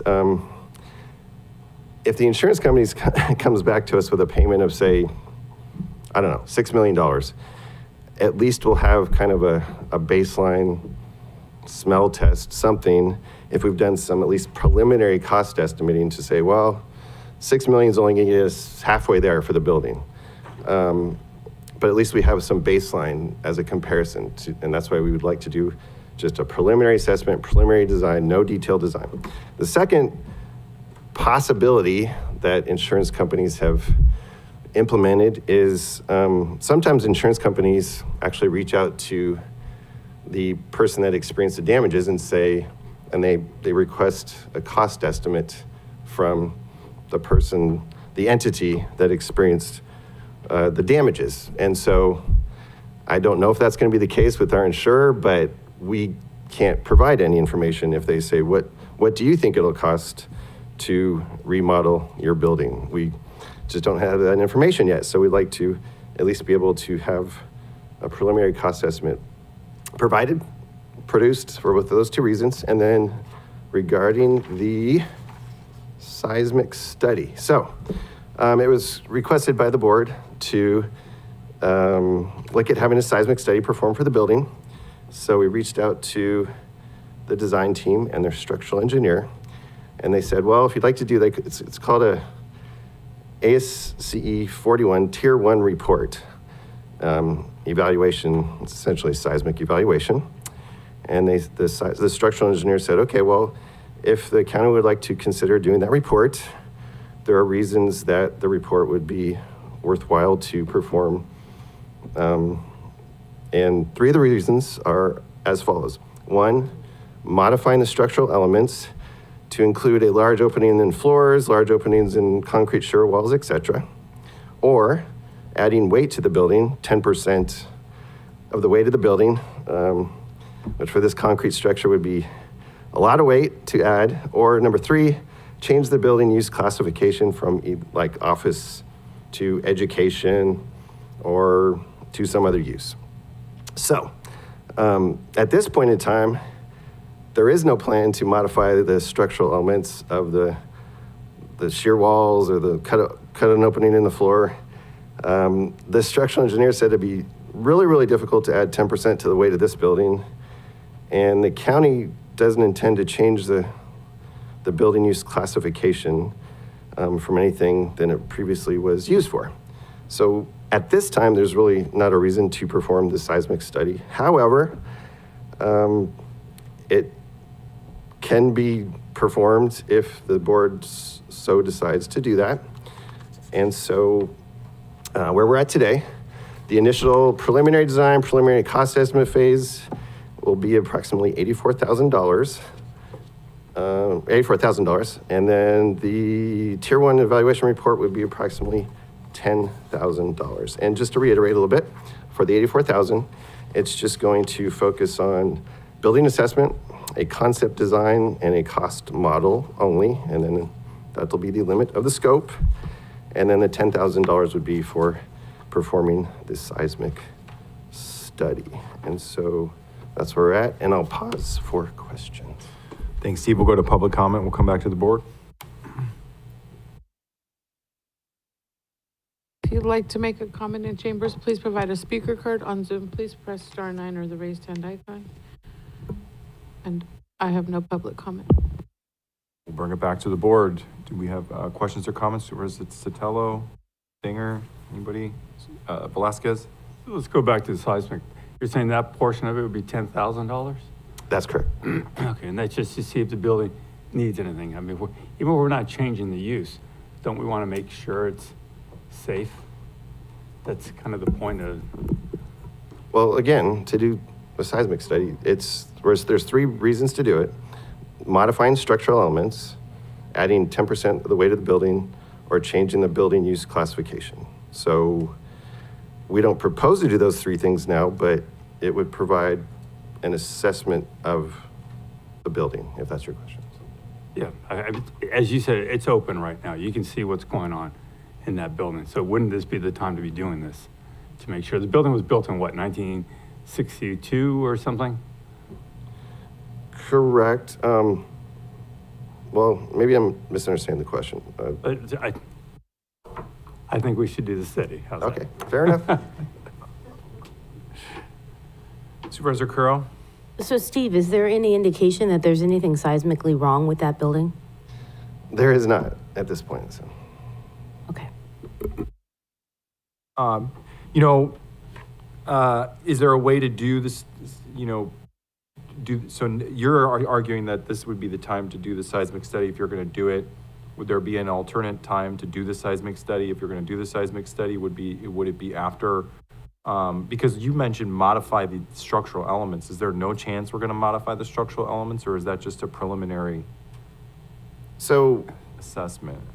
Yeah, so great question. We could absolutely do the seismic study in the future after some design has been performed, but currently there is no plan to modify these structural elements, which means you have to cut a hole in the floor so you can see through, or take out a load-bearing wall. There's no plan to do that. Let's see. There's no plan to add 10% to the weight of the building, and there's no plan to change the building use at this time, if that answers the question. It does, but when would a seismic study, I just want to grasp my head around this. It's kind of along the same lines as the last conversation. I don't want to regret anything later here. when would you do a seismic study? Would it just be new development then? If, let's just say that we were starting this building from scratch, I assume we'd be required to do a seismic study. Buildings that are in certain zones, absolutely, it triggers a seismic study if you're in a seismic zone for a new building. That's correct. But in this case, this is not in a seismic zone? It's, the building is, the building as it is the existing building is near a seismic zone. I don't know if the one portion is in the seismic zone or not. We have a lot of seismic zones. So we asked the structural engineer, are there any reasons to do this study right now? And the answer was, no, there is not any reasons to do it right now unless you're gonna do one of those three things to the existing building. And is the building itself as constructed seismically high quality? It's an old building with very thick concrete, so I'd probably have to have a structural engineer answer that question. Does the rest of the board have any thoughts? I think just to either go forward with this or put it aside on the seismic study factor. Do we just want to go with what the structural engineer, I know what Supervisor Velasquez is saying, just to be on the safe side? You're saying it'd be $10,000 to do a seismic study? Go ahead. I'm anti-seismic study at this time. Anti-seismic study. I'm anti-seismic study also, and after being in that building for almost 10 years and riding a couple of earthquakes in it, if there's no sign of damage, and now the one thing I will say is during this design period, if there's any evidence that there's an issue, it should be brought to our attention immediately so that we could do a seismic study. But I am not in support of a seismic study at this time. Okay. Yeah, and I would just, along those lines, what I would suggest is that it's a specific direction to the team that we're hiring to be on the lookout for potential seismic issues, that's an interest of the board, to be additionally wary a little bit beyond what they may normally be, to ensure that we bring it back and we do a seismic study if there's a necessity, or of course, if there's modifying of the elements and it meets that definition, then it should automatically, to me, should trigger coming back for a seismic study. Of course, yes, of course. But otherwise, I agree. Anything further? Do I have a motion to approve the contract? I move to approve as recommended. We have a first, we have a second. I'll second. First and a second. All those in favor, roll call vote. Supervisor Kuzmicki, Yes. Supervisor Zanger, Yes. Supervisor Sotelo, Yes. Supervisor Curro, Yes. Supervisor Velasquez. No. 4-1 vote, motion passes. Thank you very much. So that would take us to item 3.3. This is received presentation on the encampment cleanup efforts and the county's initial encampment cleanup on May 5th, which was of course yesterday. And we have Manny Gonzalez here. Thank you, Manny. Good morning, Chair, members of the board. I'm here to give you a brief update on our first venture into phase 1 of our encampment cleanups. As we heard the board loud and clear that we needed to make sure that we notified the individuals along the river bottom. So we did 2 extra trips to inform the residents of that area that we were going to come forward with a cleanup. So we did those 2 prior to actually noticing the properties on the 29th and 30th of this year. So again, we heard that very loud and clear. The other thing that I wanted to point out to the board is we pushed our cleanup efforts about a week or 2 after we coordinated with the city of Hollister to make sure that we were coordinating with them. So as of today, the city of Hollister is starting their cleanup, and they're noticing people today for a May 12th encampment cleanup. So with that, let me get into my presentation. As part of the April 29th and 30th encampment visit, we identified 14 to 16 encampments along the riverbed. In those encampments, we recognized there were 12 people currently experiencing living in that area.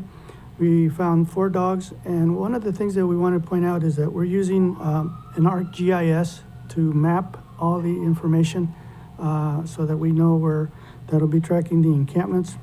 It will be tracking the garbage and abandoned vehicles, so we know exactly where those are as we move forward. And also, it is also going to be tracking the information that we're distributing to the people in the riverbed, the information that's given, the services that are offered and also taken are also going to be tracked with this system. Just a brief summary of the cleanup for May 5th. It started at 7 o'clock in the morning, and it went till 3:30 p.m. yesterday. Transportation was available for not only the pets, but also for the residents living in the area. 2 individuals, along with their dogs, went to the shelter, and 2 individuals that were served yesterday, or that were helped yesterday, actually went to hotels. 3 of the people living in the river bottom actually walked away. Currently, we have 4 vacancies at the shelter.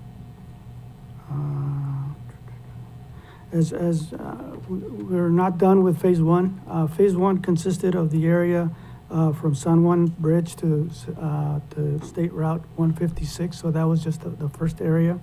The second area will be coming south of the river, or south of the bridge. That's what we're starting today with the city of Hollister. Let me see what else. We are working very closely with the public information officer, who is putting dispensing information out to the public. Selena is here to answer any questions you may have, but also she would like to cover some things that we've identified as part of the first day. So I'll pass it on to Selena real quick. Good morning, supervisors. I did want to just summarize some of our maybe perhaps top 3 challenges that we foresee for phase 2. The first one being animal shelter capacity and the fees associated with the animal shelter. Pet Friends has been extremely helpful with donating crates, as well as helping us connect to services through them. And secondly, we have RVs in phase 2, still yet to be mapped by the outreach team today and tomorrow. Very challenging to get rid of and find tow companies. We're going to do our best, but that might be something that presents a problem in phase 2. And then lastly, and I will say these are just the top 3 concerns so far. It's only day 1. But the last one is the shelter. It is not open until 5 p.m. So as we're escorting individuals out of their encampments with their personal property, they have several hours waiting for the shelter to open at 5 p.m. So I did want to share that. And am I missing anything, Manny? No, we are also lastly working on a public-facing website, a encampment cleanup hub for the county, where I think we're hearing, the public wanting greater transparency, information on this project. And so I've been working really closely with Renee on, and the PIO on this site. And so we look forward to sharing that with you. And I'm here to answer any questions. Thank you, Selena. We'll go to public comment, then we'll come back. Chair, I'm not done. Let me finish. Oh, go ahead. Yeah, Let me thank you, finish Manny. my Yes, of course. presentation. Go right ahead, That whatever way you we can need. open it up. We also have a short video that we can show after I'm done, and then. Certainly. Whatever. The only thing I wanted to reiterate again, we are working very closely with the city of Hollister and trying to coordinate our efforts. So we did invite them to several of our trainings already on the ArcGIS. I know our staff from Behavioral Health and Health and Human Services is out there today with their team, where they're noticing their properties that are in their part of the river bottom.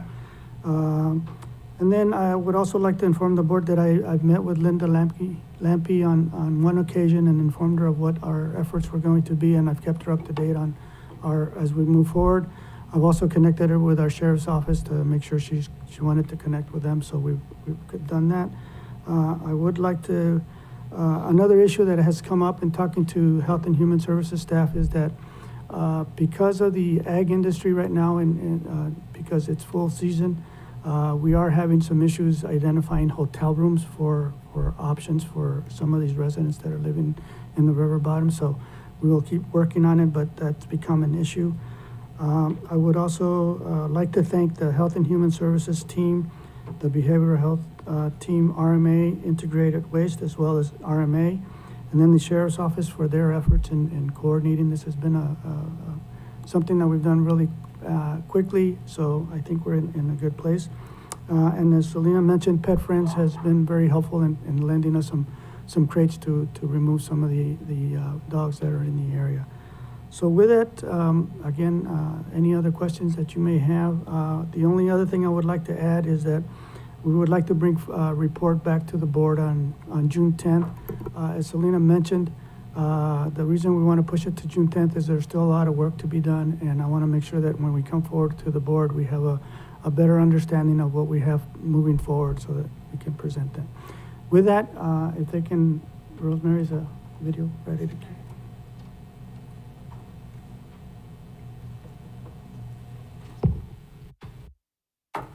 Can you show the other screen, please?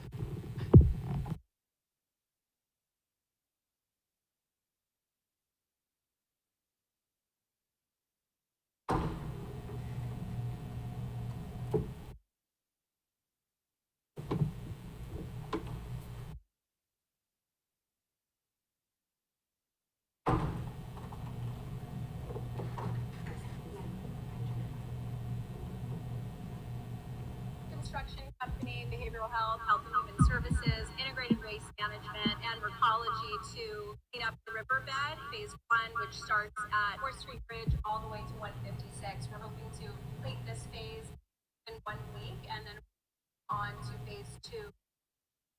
I've heard loud and clear that it's really important that in particular encampments and that have here present growing for quite some time have not only issues, concerns with safe fires, other criminal activity, but also we want to protect our environment here in the riverbed and we start this process and get moving.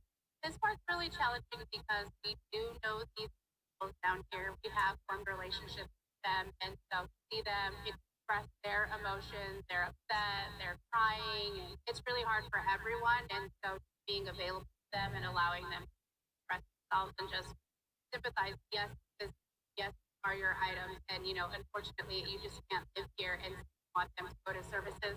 We want them to go to the shelter. We want them to go to behavioral health. We want them to really work on barriers that are impacting them and just sort through those life issues. And one girl expressed, she's got a lot of trauma, so the best way to work with the trauma, like self services. And that's what we're here to do. Just continue to remind them that we're here for them. So over the last several months, we've been down here. We have always had relationships that reside in the riverbed. It's a population that clearly have had so many years. With the last couple of weeks, our focus is really on building relationships and partnerships with people to connect services. It's not just about enforcement, it's about making sure these people have a safe, alternative place to go. It's one thing to come down here and say, hey, you can't be here. It's very not here with county resources and say, hey, here's some other alternatives that we can provide you. And hopefully with that, services that have been connected before and provide some longer term real solutions as opposed to half measures or entities that had access to. We're going to be here to support residents. We're going to be here to offer them the services, shelter, behavioral health services that it really does start with behavioral health and the housing part. Start getting residents help they need. We're actually really proud to participate with the community and finding solutions for everyone.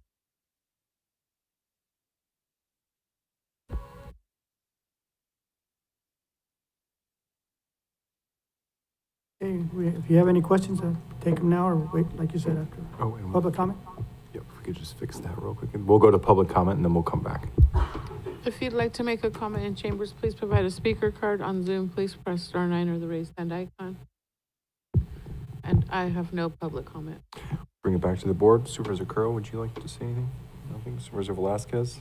Supervisor Zanger? Supervisor Sotelo? I just want to say thank you for the video and all of the care. I think you guys are doing an amazing job, and you can really see that. And I think you're really approaching it with kind of care and compassion and really helping people. And so thank you. And I think that really the video and putting it out to the public, I think really helps. And so really well done on that video. So great job. Thank you. And yes, so this is a very, very long time coming. Appreciate the community bearing with us on this. We had to get through some legal challenges, and I want to definitely reiterate the thanks to staff and there's been a lot of work going on behind the scenes preparing for this. There's a lot more work to do. We're just getting started on this thing because just to remind the community, it's not just this area under the bridge. It's pretty large expanse of the riverbed that is filled with encampments. And so my understanding is we're going to essentially work in phases as we go. I did visit the site, thank county staff just to be present. What I saw was very impressive, and I'm very confident going forward we're going to get this thing done.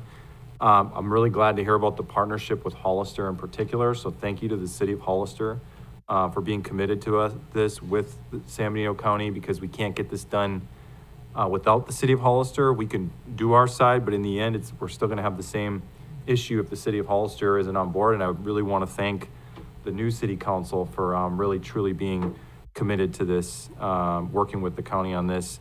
A couple questions. The website, what's the target with the website? I'm just curious, putting together a website on encampments, and is it to reach the folks that are homeless, or to inform the wider community? I think right now the plan is to form more the wider community. There's a lot of questions on, well, what services are being offered, what how many encampments are there? So this would just be a very summarized approach to what we're offering and the extent of the encampments in the riverbed. I think it's great. In a sense, it almost holds ourselves accountable. We're committed to this, and we're tracking this. It's out there in public that we're doing this, and I know that everybody's on board. That we get a lot of questions. There's a lot of skepticism, understandably, in the community about, well, they're just going to come back.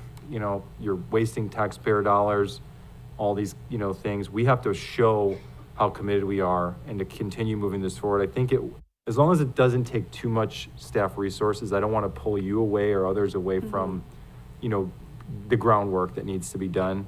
I had a question come up about San Juan Bautista, and maybe I'll just connect with the sheriff separately, because we have the sheriff's services in San Juan, but there is like a small encampment, I'll say, in the Muckalemme area. It's very visible as one of the entrances to town that I would like to see addressed, if we can. When we get to that, obviously it's not quite like these large encampments in the riverbed, but it is somewhat disruptive in San Juan Bautista. So I'm hoping we can get that on the radar eventually here.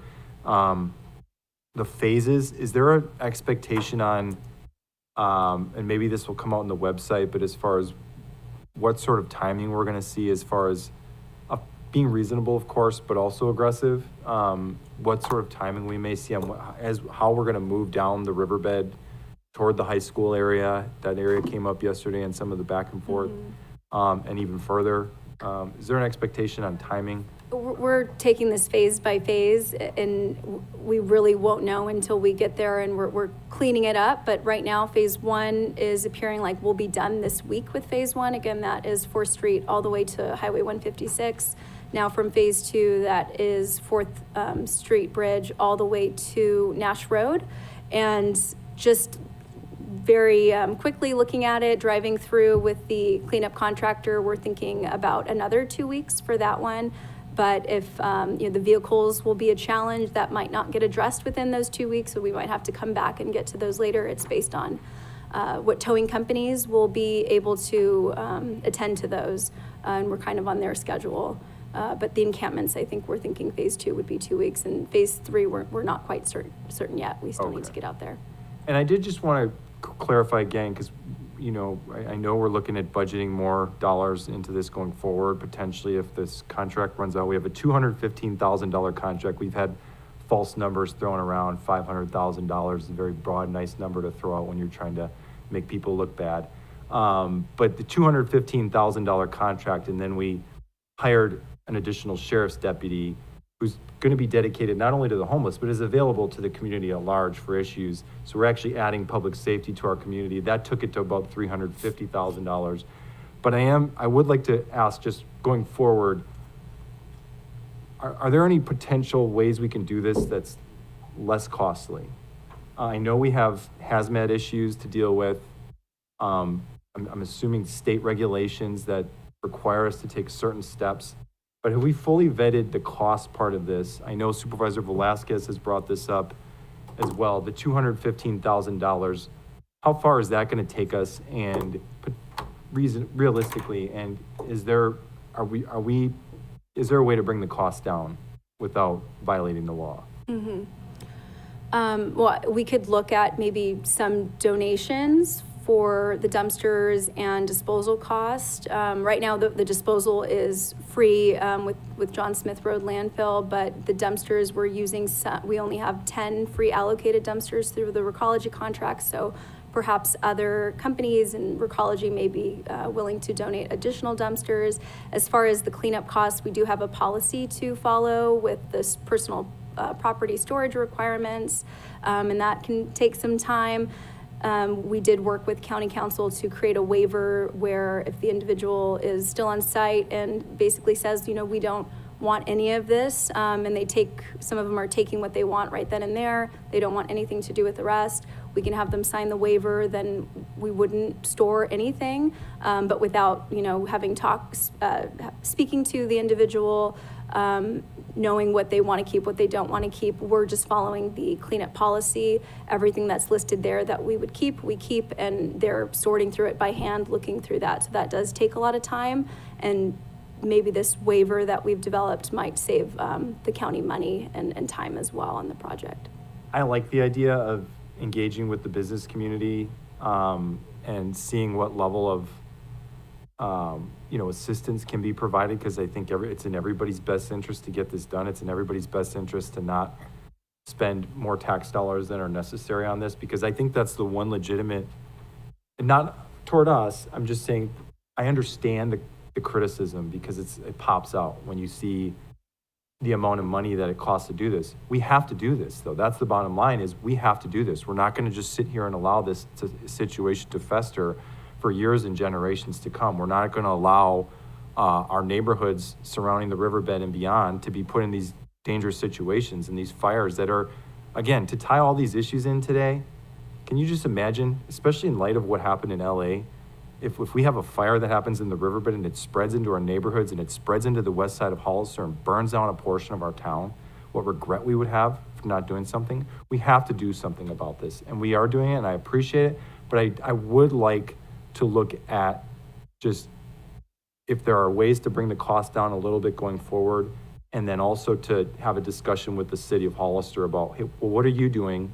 How much is it going to cost you? Just to get a back and forth comparison, to have that conversation, to maybe share some ideas on how to bring the cost down potentially. That's all I have to say, other than just, I was there, and I was really, really impressed with the whole county team and the contractor and the dedication that I saw. There's a lot of work to be done, so thank you very much. Chair. Anything for Supervisor Zanger? Yeah, just to address one thing you brought up, the San Juan encampment. We did discuss it at intergovernmental, and Supervisor Velasquez, correct me if I'm wrong, but the two representatives from San Juan there, the San Juan City Council members, did say that they were aware of it and that they would, I don't know how, but they said they would be addressing that and they would deal with their one encampment there, which I think I understand is right off of the highway, right? Mm-hmm. The one. So I'm not sure exactly what their plan is, but they have expressed intent to deal with that. So I don't know if they need to get together with our folks or what, but just to put that out there. I think that's all, though. Thank you. Manny? The only thing I would add is that we have invited staff from San Juan to be part of our team that we've been meeting with, so we can reach out to them if they need help. Will that be no problem? Great. Thank you very much. Selena? And one additional funding potential that I forgot to mention is Integrated Waste did apply for $200,000 grant opportunity through Cal Recycle, yet to be announced if we're awarded. I think we're expecting to hear back in July. And so that would be funding that could help the riverbed cleanup. And I appreciate you saying that. I will add, it slipped my mind, but I recently sat down with the regional aides to the governor's office, and I really made the case to take this back to Sacramento and look at us as an example of following the directive from the governor. We're doing what you told us to do. We're cleaning out our encampments, but we also need some help. So I'm hopeful there, and I know our lobbyist, John Arriaga, as well, is aware of it. But we got to try to find every potential funding resource we can with this, because we're following the directive. We're doing what we're being told. We need a little bit of help. So whatever we can do to get money is much appreciated. Anything further? Mr. Chair. Supervisor Velasquez. You did say phase 2 is from 4th Street to where? Nash. To Nash. So I think the city's going to be picking up 4th Street through Apricot. So you're aware of that portion. So really you're looking at after Apricot. Correct. Okay. And again, the city has a lot of expertise in these cleanups. So I'm looking forward to thanking them for participating. Thank you. Thank you very much. Thank you. And best wishes moving forward on that endeavor. So that would take us to our next item on the agenda, which is 3.4 from the County Administrative Office. Approve new job specifications for the recruitment of a fire chief to be filled on either an interim or permanent basis requiring specialized expertise.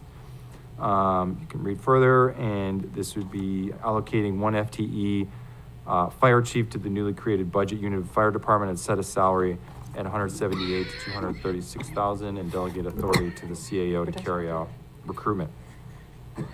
Oh, okay. So we have our interim CAO, Henny Ring, and this item, I believe, is coming from the ad hoc committee that's been assigned to this issue. Yes, that's correct, Chair. Thank you. Good morning, Chair, members of the board. Henny Ring, interim CAO with county. Today's item is to approve a new job specification for recruitment for a fire chief. As you will see in your agenda item, it gives you some details with this position. The just a little background on this.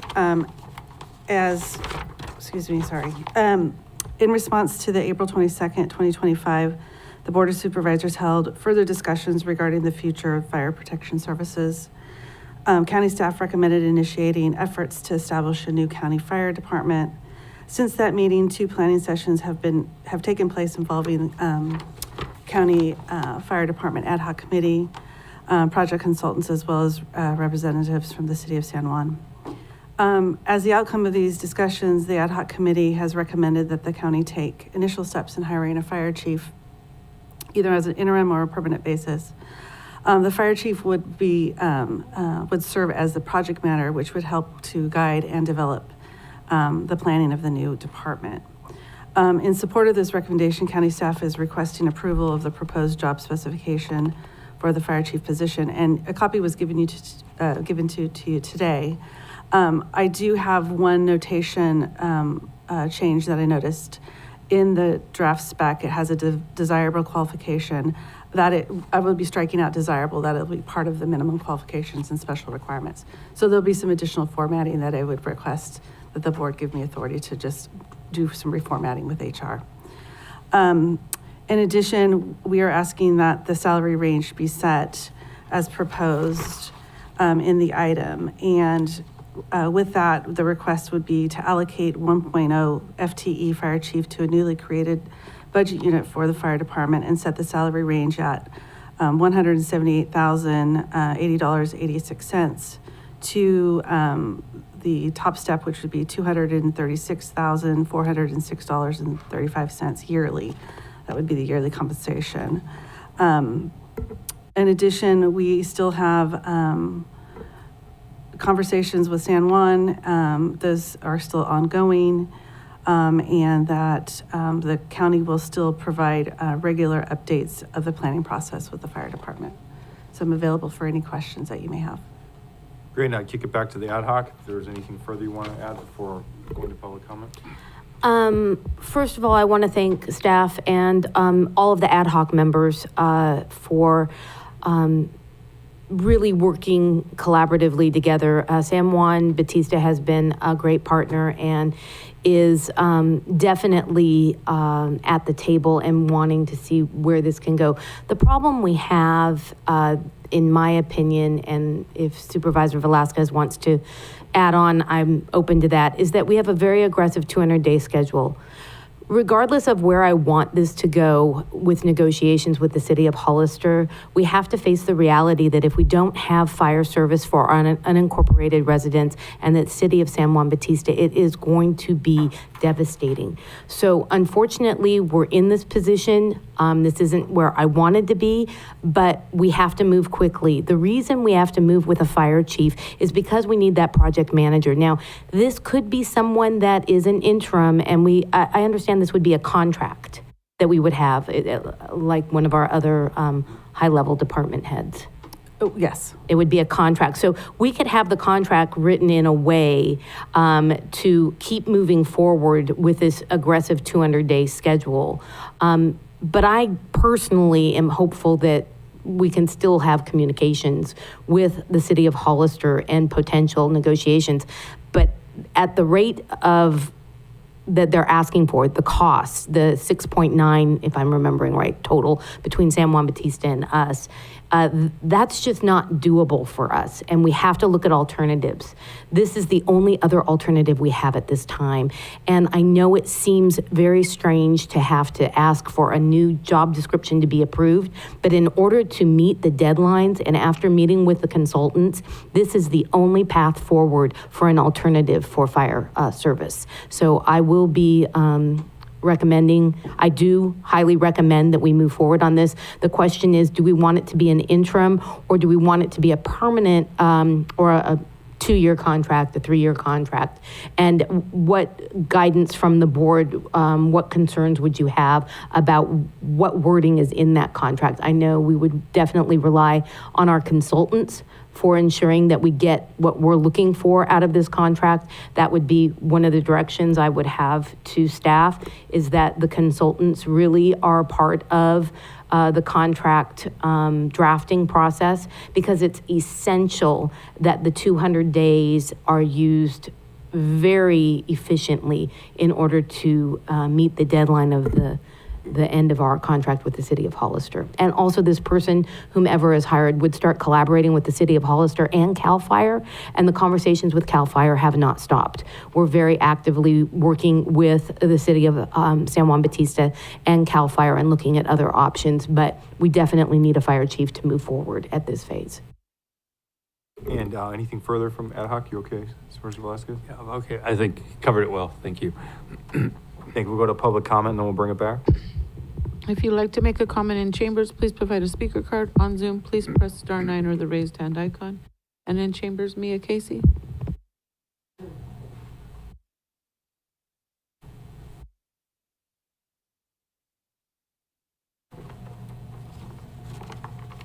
Good morning. It is still morning, right? Before committing any more time or taxpayer dollars to this plan, I wanted to urge you to pause and ask yourselves some fundamental questions. Why are you creating a new fire department? Is it truly the best solution for the county? Is it going to make us safer? Is this what your constituents have asked for or support? And will you be saving money? Also, what damage are you doing to our 3 agencies by pushing this forward? I think the answer to the question is clear. This really is not the best solution.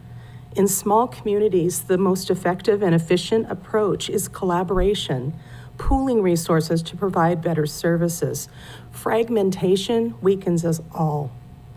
Safety is at stake here. You're proposing to downgrade from being served by a robust fire department that provides excellent protection, staffing at 3 firefighters per truck across 4 stations, to a minimal 2 person per truck at a single station. That is not safer. It's more dangerous for our residents and firefighters. It increases risk. It delays response times, threatens homes, and could jeopardize fire insurance for many. With fire risk at an all-time high in California, reducing fire protection is a grave mistake. And financially, this makes no sense.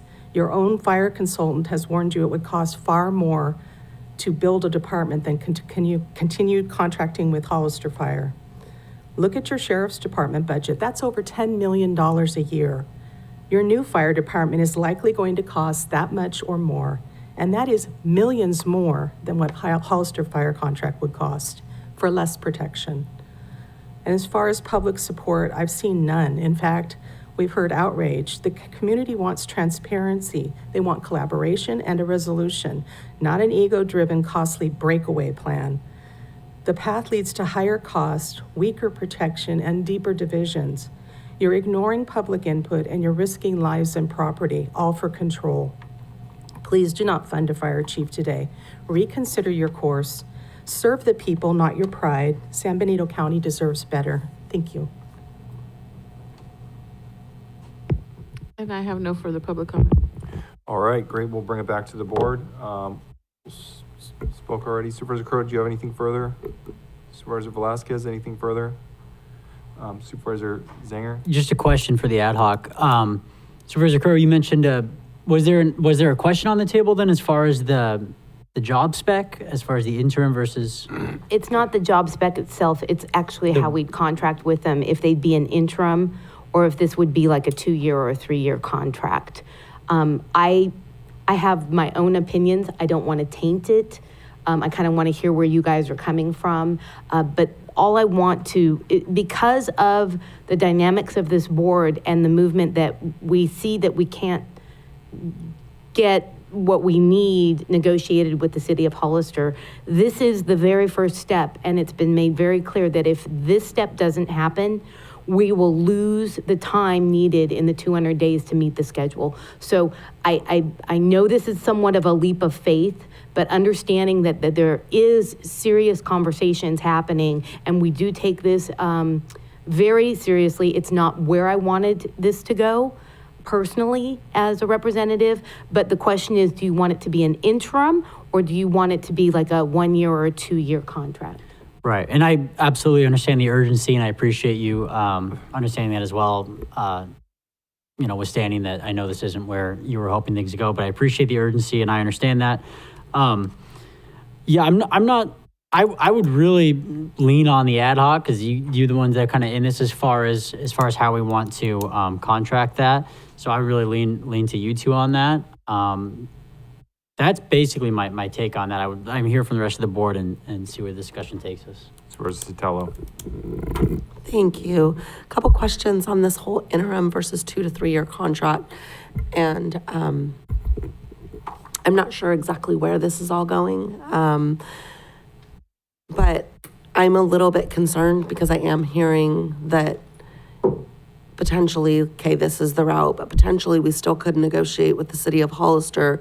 But if we do this, and let's say we do it as a 2 to 3 year contract, we're on the hook for 2 to 3 years of paying this. So the only way that I could be supportive of this item is moving it as would be an interim for the time being. And then I struggle with that because I think about attracting quality and somebody that's going to really, why would anybody want to take this job if it's an interim, And so I'm really conflicted with this. I appreciate the work that you guys have done, and I don't want to be a roadblock in preventing us moving forward and seeing what a plan potentially looks like. I look forward to when the ad hoc committee actually brings forward a plan.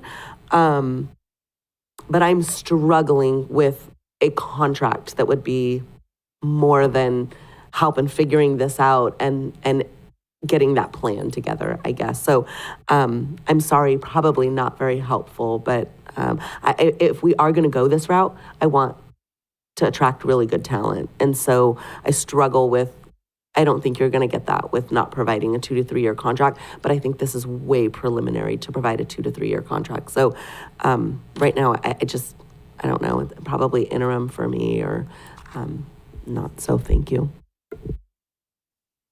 Yeah, thank you, Supervisor Sotelo. I just want to thank the ad hoc for the work that's been done on this. We got to move forward quickly here. We've been given timelines, and this board has gone in this direction.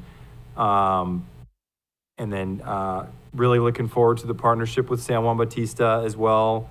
I'm very confident, very optimistic about where we're going with this, and that we can build a fire department that really serves our community well. And I look forward to the partner with Hollister as well going forward, because we still have to work together even with separate departments, figure some things out. But I'm in favor of moving forward with hiring a fire chief. If there's a reason to hire an interim, because it may happen quicker, to get somebody in to help quicker, I'm okay with that, but I'm committed to the development of a fire department. And I would prefer to just hire somebody and have them come on and move forward. Thank you. If you don't mind, Mr. Chair, Yeah. can I just make a comment? I didn't want to taint it because I have the exact same concerns that Supervisor Sotelo has in the sense of if we go with a 2-year contract, we don't really know what's going to happen out of all of this. I would highly recommend, this is from me, not the ad hoc, because we have not discussed the interim part. I would highly recommend an interim that comes on immediately. So the recruitment would be, it could be an interim that maybe with the existing consultants that we have, or someone that is qualified as an interim that can work with our consultants. And the reason why is, one, it'll happen faster, and two, they can help form this as the project manager, but then help with the official recruitment. Because I agree, we need a long-term fire chief that's going to stay with us. And I think an interim could be that step to make it through this process. And I've never built a department before. I will tell you, I am leaning on our consultants a lot, but the information and the facts that they are gathering for us that will be coming forward in the future are really telling. And I do believe that this is going to not only better the service in our unincorporated area, in the end, it will make a stronger force with Hollister being a partner. Thank you. Supervisor Velasquez. I would agree as interim also. I think that first year is what we need to get started. And if the person we select for the interim does a great job at this, may choose to continue with us. He may just enjoy the challenge. Who knows what it is, but I think that first step is the interim for at least a year. So we can get going on this project. So, with that said, so, you know, before you said at least for a year, I was thinking hire an interim, but have a coinciding recruitment for a permanent fire chief. My concern is along the same lines as what Supervisor Sotelo said, is that hiring an interim is it's not a commitment to that person that they're the fire chief for the long term necessarily. But I'll also lean on the ad hoc if you believe we can find a qualified candidate that's, you know, willing to do this for, let's say, a year, and then I assume then we would start the recruitment later. We're not going to recruit for a position that's going to be starting a year from now. So my actual inclination was to say, find somebody to help us now, start the recruitment for a permanent fire chief. And maybe that interim becomes the permanent fire chief at some point. I would But say, I also don't want to give the impression that we're pulling back at some point, because we're not. We're starting a fire department. And I don't want this to be a Sure. middle of the road sort of approach. I think for recruitment purposes, we can start off with interim with the possibility that it could roll into a permanent position. And that way, so that person who comes in interim understands, because they can make that choice. When we roll out for a permanent fire chief position, they can always recruit, they can always apply for it, right? So it would be open. So it's kind of, we're starting with interim, that's fine, but we can put in the language in the flyer saying that this could result to a permanent position. They're welcome to apply at that point. Okay. I would agree with that. The board? Hearing none, so the direction, I guess, do we need a motion, County Council, to give direction on authorizing the CIO to approve job specs for the recruitment? So I would just entertain. I do have one notation though, to adjust the draft that we have for the qualifications. I need to tighten that up a little bit. It won't change anything, it's just a formatting. So authorizing CEO discretion on job specs and also authorizing making amendments to the qualifications. Correct. And then also having it clear that the position could be an opportunity as a permanent fire chief. Entertain a motion for approval. I would move to approve. Second. All those in favor, roll call vote, please. Can I just ask a quick question? Point of clarification, I just want to make sure that, I'm struggling with this because I really am having a hard time with this whole county fire department without seeing a plan or anything. So we are talking about an interim only on this position, right? Otherwise, I cannot support it. So that motion is for an interim, that specific direction, interim, not for a multi-year contract. Am I understanding that correctly? Absolutely. It would be an interim, and we would bring back anyone that would be the permanent as a a future agenda item. Okay, I just want to make sure because move as approved, Yep. that not necessarily as, I want to make sure that Yep, specific I language is in there. appreciate that, and yes, Interim. I'm only saying this motion as an interim fire chief.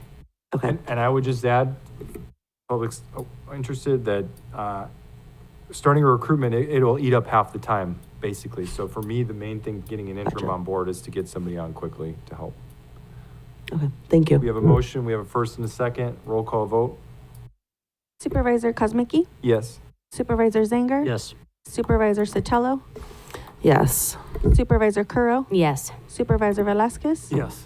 5-0 vote, motion passes. Thank you very much. That would take us to item 3.5. This is County Administration Office, authorize interim CAO, contract professional consulting firm with expertise in government accounting, budgeting to assist with the completion of the budget for 25-26 and give recommendations on budgeting methodology moving forward in an amount not to exceed $50,000. And then additionally, the Budget Ad Hoc Committee, which also made that recommendation, to be clear, recommends to give the interim CAO authority to implement a hiring freeze effective immediately with the exception of public safety in the CAO position and provide staff direction as desired. And I'll just open up, since I'm on the Budget Ad Hoc Committee with Supervisor Velasquez, that we have been in discussions with the budget team, the administration. We had extra help involved. We're in the process, as we know from the last presentation we had, of putting the budget together for 25-26. There are still, some questions that remain. I think the reason that we are looking at this option of bringing somebody in, another set of eyes, is basically that we are in a transition in our administration. We're in a transition in the budget officer position. We're in a transition of looking at potentially doing a different methodology of budgeting going forward. And it's really just to ensure that we absolutely get this right. And we need a firm basically with expertise in government, a firm or consultant with expertise in government budgeting to do so. And then in the meantime, putting in the hiring freeze is a mechanism to basically address the fact that we have major budget challenges ahead. That's undeniable. And until we get further clarity and get this budget approved, we feel like it's in the best interest and most responsible of the county to put a hiring freeze in place, with the exception of public safety and this open CAO position. And I will just add that I would recommend that any potential positions that are deemed as critical by department heads, that I would recommend that they could bring those forward for board approval until we have this budget ironed out. And that's all I have to say. Do you have anything further, Supervisor Velasquez? No, I think you covered it well. Obviously, spending time going through the budget, we're seeing issues that we want to make sure we get correct and we're right on this, because there's dollars have been allocated in the past for, you guys have allocated for roads and different things. We want to make sure we understand and we're on that categorized correctly so those projects can continue. The revenues, some of the other expenses, where some of these should be clear for all of us. Going forward, the goal is to make sure every quarter, all of us can see each department and understand if we have a problem early rather than later. It's no blame to anybody in the past. I think it's just a wiser way for us to move in the future, so we're not guessing about the next year. We're going to know the future. We are going to absolutely know, and it's a better model for all of us, but it's going to take some extra work to get us there right now. And I think, of course, we all understand our biggest responsibility as supervisors is this budget, and we want to make sure we have all the answers for it. And we've heard the public make accusations about funding not going to the right places or disappearing. None of that has happened, but we want to make sure this is clear and easy for the public to understand, also for the future, so no more of those accusations can come forward. And part, I'll just add, and part of this, as in the staff report language, is to give recommendations on methodology moving forward, because there has been an acknowledgement that we need to improve on how we approach the budget, how the budget is put together. I think the ad hoc is in agreement. I think the staff is in agreement. We have an idea of what the methodology should look like, but now is the time to get that outside advice going forward on how to approach the budget and to give those extra set of eyes on the numbers that we have now to make sure, because of the transition that's going on, that we absolutely get this right. And so that's the reason. CAO Ring, do you have anything further? Yes, Chair. I want to let you know that I have already started to reach out to several consultants that were highly recommended, that have either extensive county budgeting experience, and I've also worked with CSAC, so they come highly recommended from CSAC as well. In addition to, we do have some new dates that we would like to bring forward. On May 13th, which was the first budget review, that May 13th date is still going to be occurring. It's going to be with the OPEB presentation, as well as the public agency vacancy presentation, which is that AB 2561.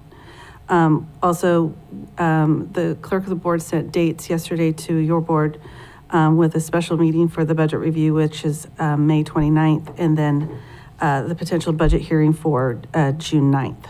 So I just wanted to make sure that you had those dates, that those are what we're looking at trying to accomplish here. Great, thank you for that. We'll go to public comment. We'll come back for questions and comments. If you'd like to make a comment in chambers, please provide a speaker card. On Zoom, please press *9 or the raised hand icon. And in chambers, I have Jay Donato.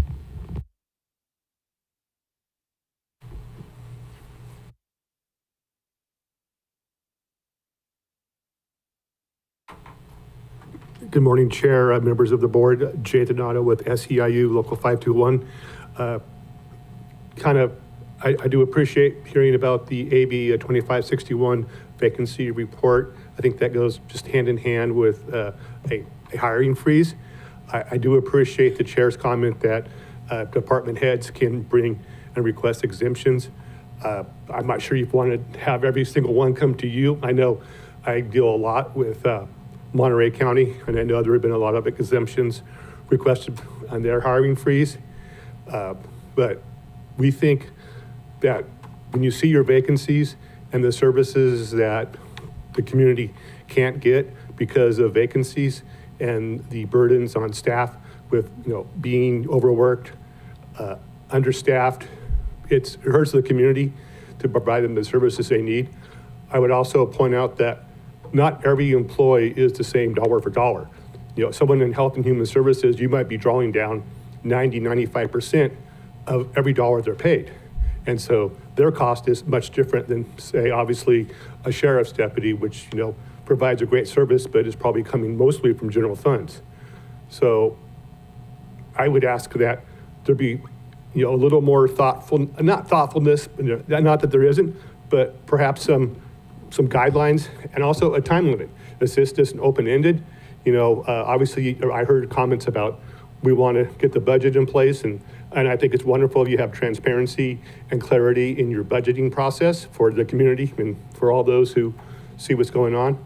So, until you get your budget situated, I think there are places like Health and Human Services, behavioral health, where obviously if you have vacancies, which will be discussed, I think those are easier to fill, and I don't think a hiring freeze solves all problems. I mean, you still have critical needs and critical services that the community needs.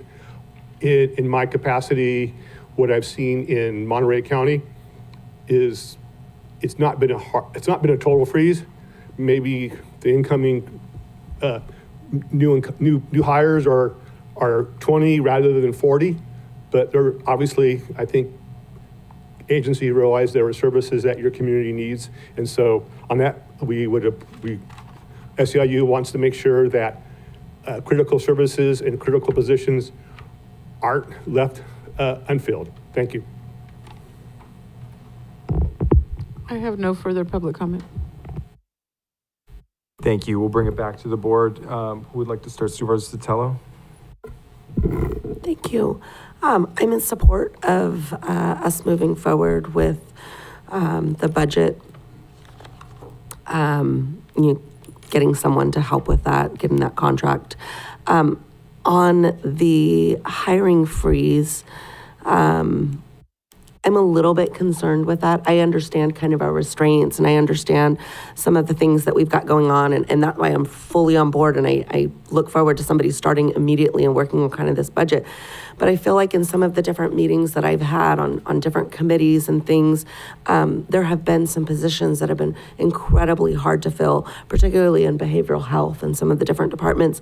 And so I worry about having a hard hiring freeze. And I'm just wondering, is there a way that we can come up with something that maybe there's just extra discretion or something that we can give the authority to the interim CAO to, kind of really look over those things, look at how long, the position, and some of these positions are so specific that it takes a long time for us to hire. And so I don't want to just go on a hard freeze and limit ourselves. I understand the financial situation that we're in, but I'd rather, instead of doing a hard freeze, figure out a way to, I appreciate the exceptions, but I think that gets challenging when every single item needs to come to the Board of Supervisors.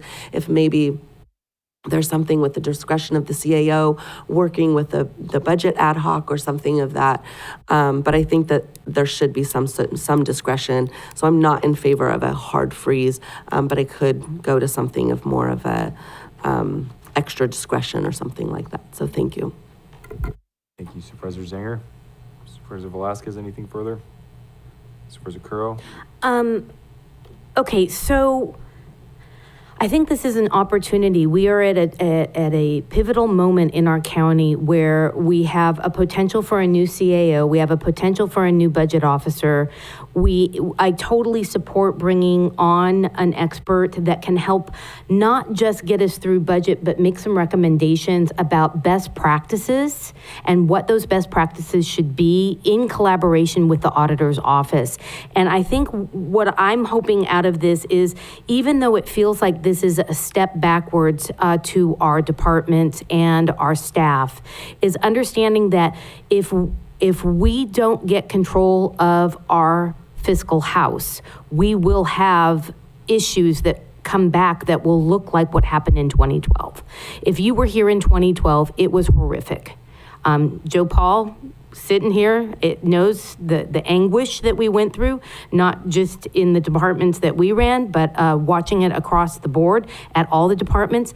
I can't let us get to that point again. It was tragic what had to happen.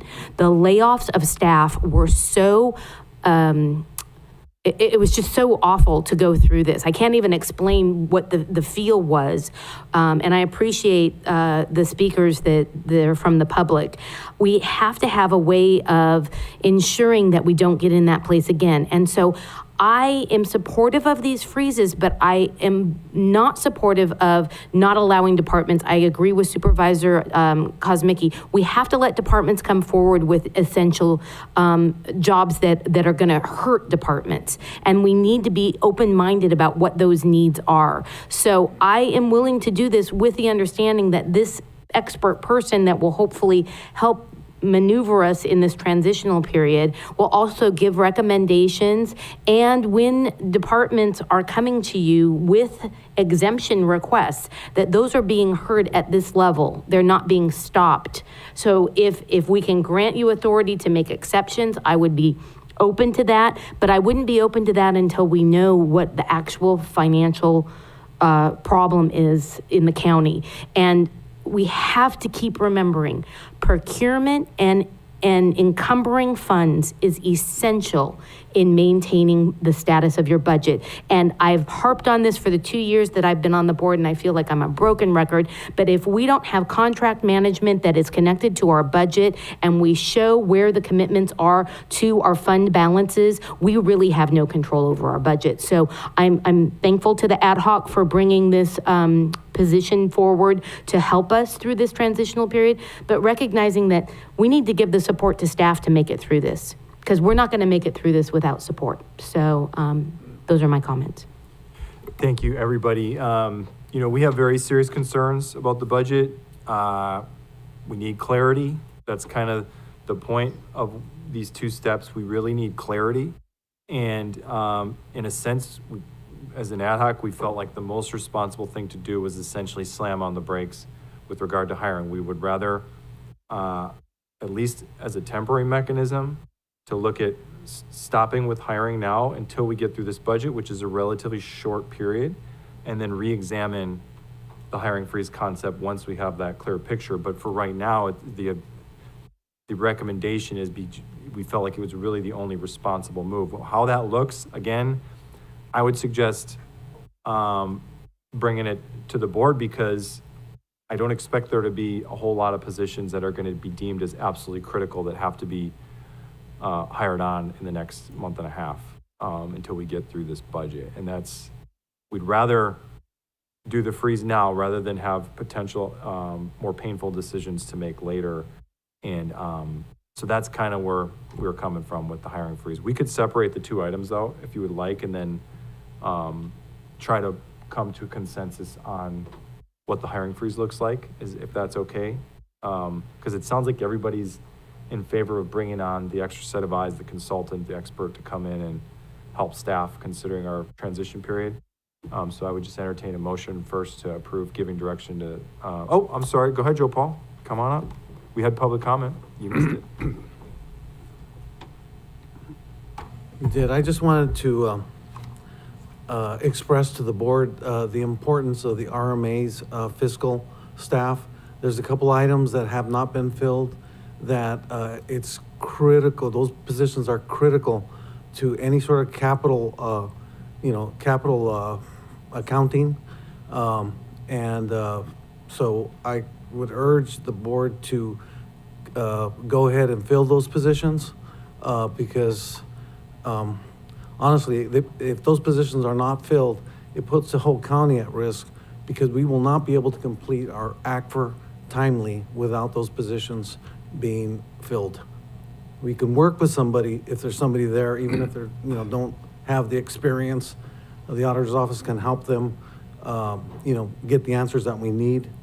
But if there's no one in those positions, that's not, that's not possible. Thank you, Joe Paul. Thank you. Anything further, CAO? Anything further? Your thoughts on anything beyond what we discussed as far as how the hiring freeze concept might look? Like you mentioned, we can do a review of what the criticality of some of these positions that the departments may need. Again, I mean, it's just one of the mechanisms that we need to just kind of put a pause right now to see where we're at, and it will help us. So again, we can look at how critical those positions are, but I really would like to make sure that that's very clear, that it's not, because even if it's been budgeted this past year, if it's not critical, we should be holding it for temporarily. Supervisor Curl? The only addition to this would be anything that's in progress right now.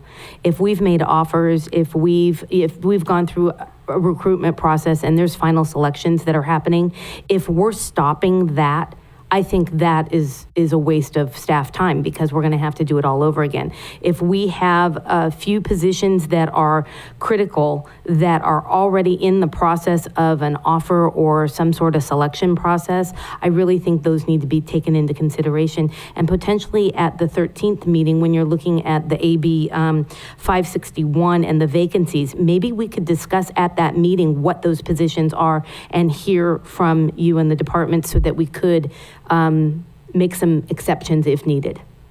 I would be glad to have it because that would fall in line with what's being recommended to come back to the board if you want to have that discussion May 13th. I will say, if it's not deemed as, look, this is all discretionary, but we're talking about critical as in we have to keep the doors open of the county, to keep services that we cannot halt. Because I'm of the belief that anything, even if they're already started the hiring process, we are at a potentially serious enough point where we need to stop and we need to pull back and we need to figure out this clearer picture because it would be irresponsible of us to go hiring people and then potentially doing something else later that's more painful. So I still believe we have to stop all hiring. I would suggest, yes, bring suggestions to that meeting if they want to come to the next meeting in I guess that would be the next meeting, The would be May 13th. 13th. So if they want to make their case May 13th, I think that would certainly be appropriate. I would agree with that. We can make that occur. Okay. Just want everybody to understand that we could be dealing with a pretty serious budget situation here. And we don't want to ring the alarm bell. That's not what we're doing. We're going to get through this. We're going to balance the budget, but we don't want to make more painful decisions later that affect people's lives by not at least pulling the brake now and putting on the brakes now. So I would, first off, recommend, since we want to break it up, is that okay? To approve is there a recommendation or entertain a motion to approve authorizing the CAO up to $50,000 to bring on additional expertise? Moved as stated. We have a first, we have a second. Second. You have a first and a second. All those in favor, roll call vote, please. Supervisor Kozmicki, Yes. Supervisor Zinger, Yes. Supervisor Sotelo, Yes. Supervisor Curro, Yes. Supervisor Velasquez, Yes. 5-0 vote, motion passes. And then the second recommendation was implement a hiring freeze with, and then I would just add on, have department heads have the discretion to come to the board, specifically May 13th and beyond at other meetings, to make the case to continue forward with the hiring of those positions as deemed critical. Is there a first? Yeah, I'll make the motion as stated. Do we have a second? Second. All those in favor, roll call vote? Supervisor Kozmicki, Yes. Supervisor Zinger, Yes. Supervisor Sotelo, No. Supervisor Curro, Yes. Supervisor Velasquez, Yes. 4-1 vote, motion passes. Thank you very much. So that would take us to closed session, county council. Do we have anything to announce before we head into closed session? Get public comment. And asked to add an item to closed session. And Joe Paul Gonzalez, I believe, was going to make a statement as far as adding an urgency item that came to the board's attention after the posting. Right, and just so you need to find that there's an immediate need to take action and that the item arose after the agenda was posted. Yes, the auditor's office is, has a contract dispute in which the dispute is now putting the county's at risk of litigation. And so I'd like to add this item as an item that came up, urgent item that came up subsequent to the agenda posting to discuss with the board. Thank you, Joe Paul. First go to, I guess, would we go to public comment or approve adding this to the agenda first, I guess, huh? Public comment first. Public comment first, yeah. For overall, for closed session. Uh, Public comment for this edition as well. I would say, Dave? I mean, you should do it individually. Do it Is there any individually. Public comment on Joe Paul's recommendation to add an item to the agenda? If you'd like to make a comment on this urgency item, please raise your hand on Zoom or provide a speaker card. No public comment. Great. And then I would move to approve. move to approve adding the item. Do we have a second? We have a second. All those in favor, please say aye. Aye. Aye. And then do we have public comment on closed session before we, overall, as a whole, before we go into closed session? If you'd like to make a comment on the other two closed session items, please provide a speaker card on Zoom, press *9 or the raised hand icon. And I have no public comment. Thank you very much. We'll be heading into closed session. We'll be back in about an hour or so.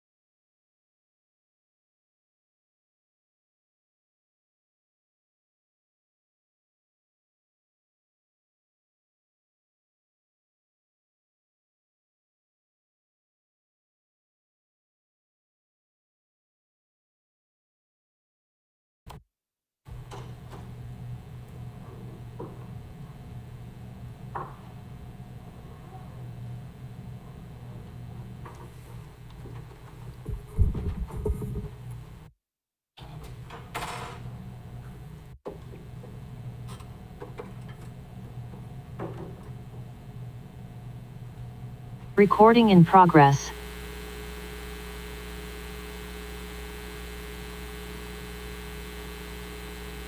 Welcome back. We are out of closed session, back into open session. County Council, do we have anything to report out of closed session?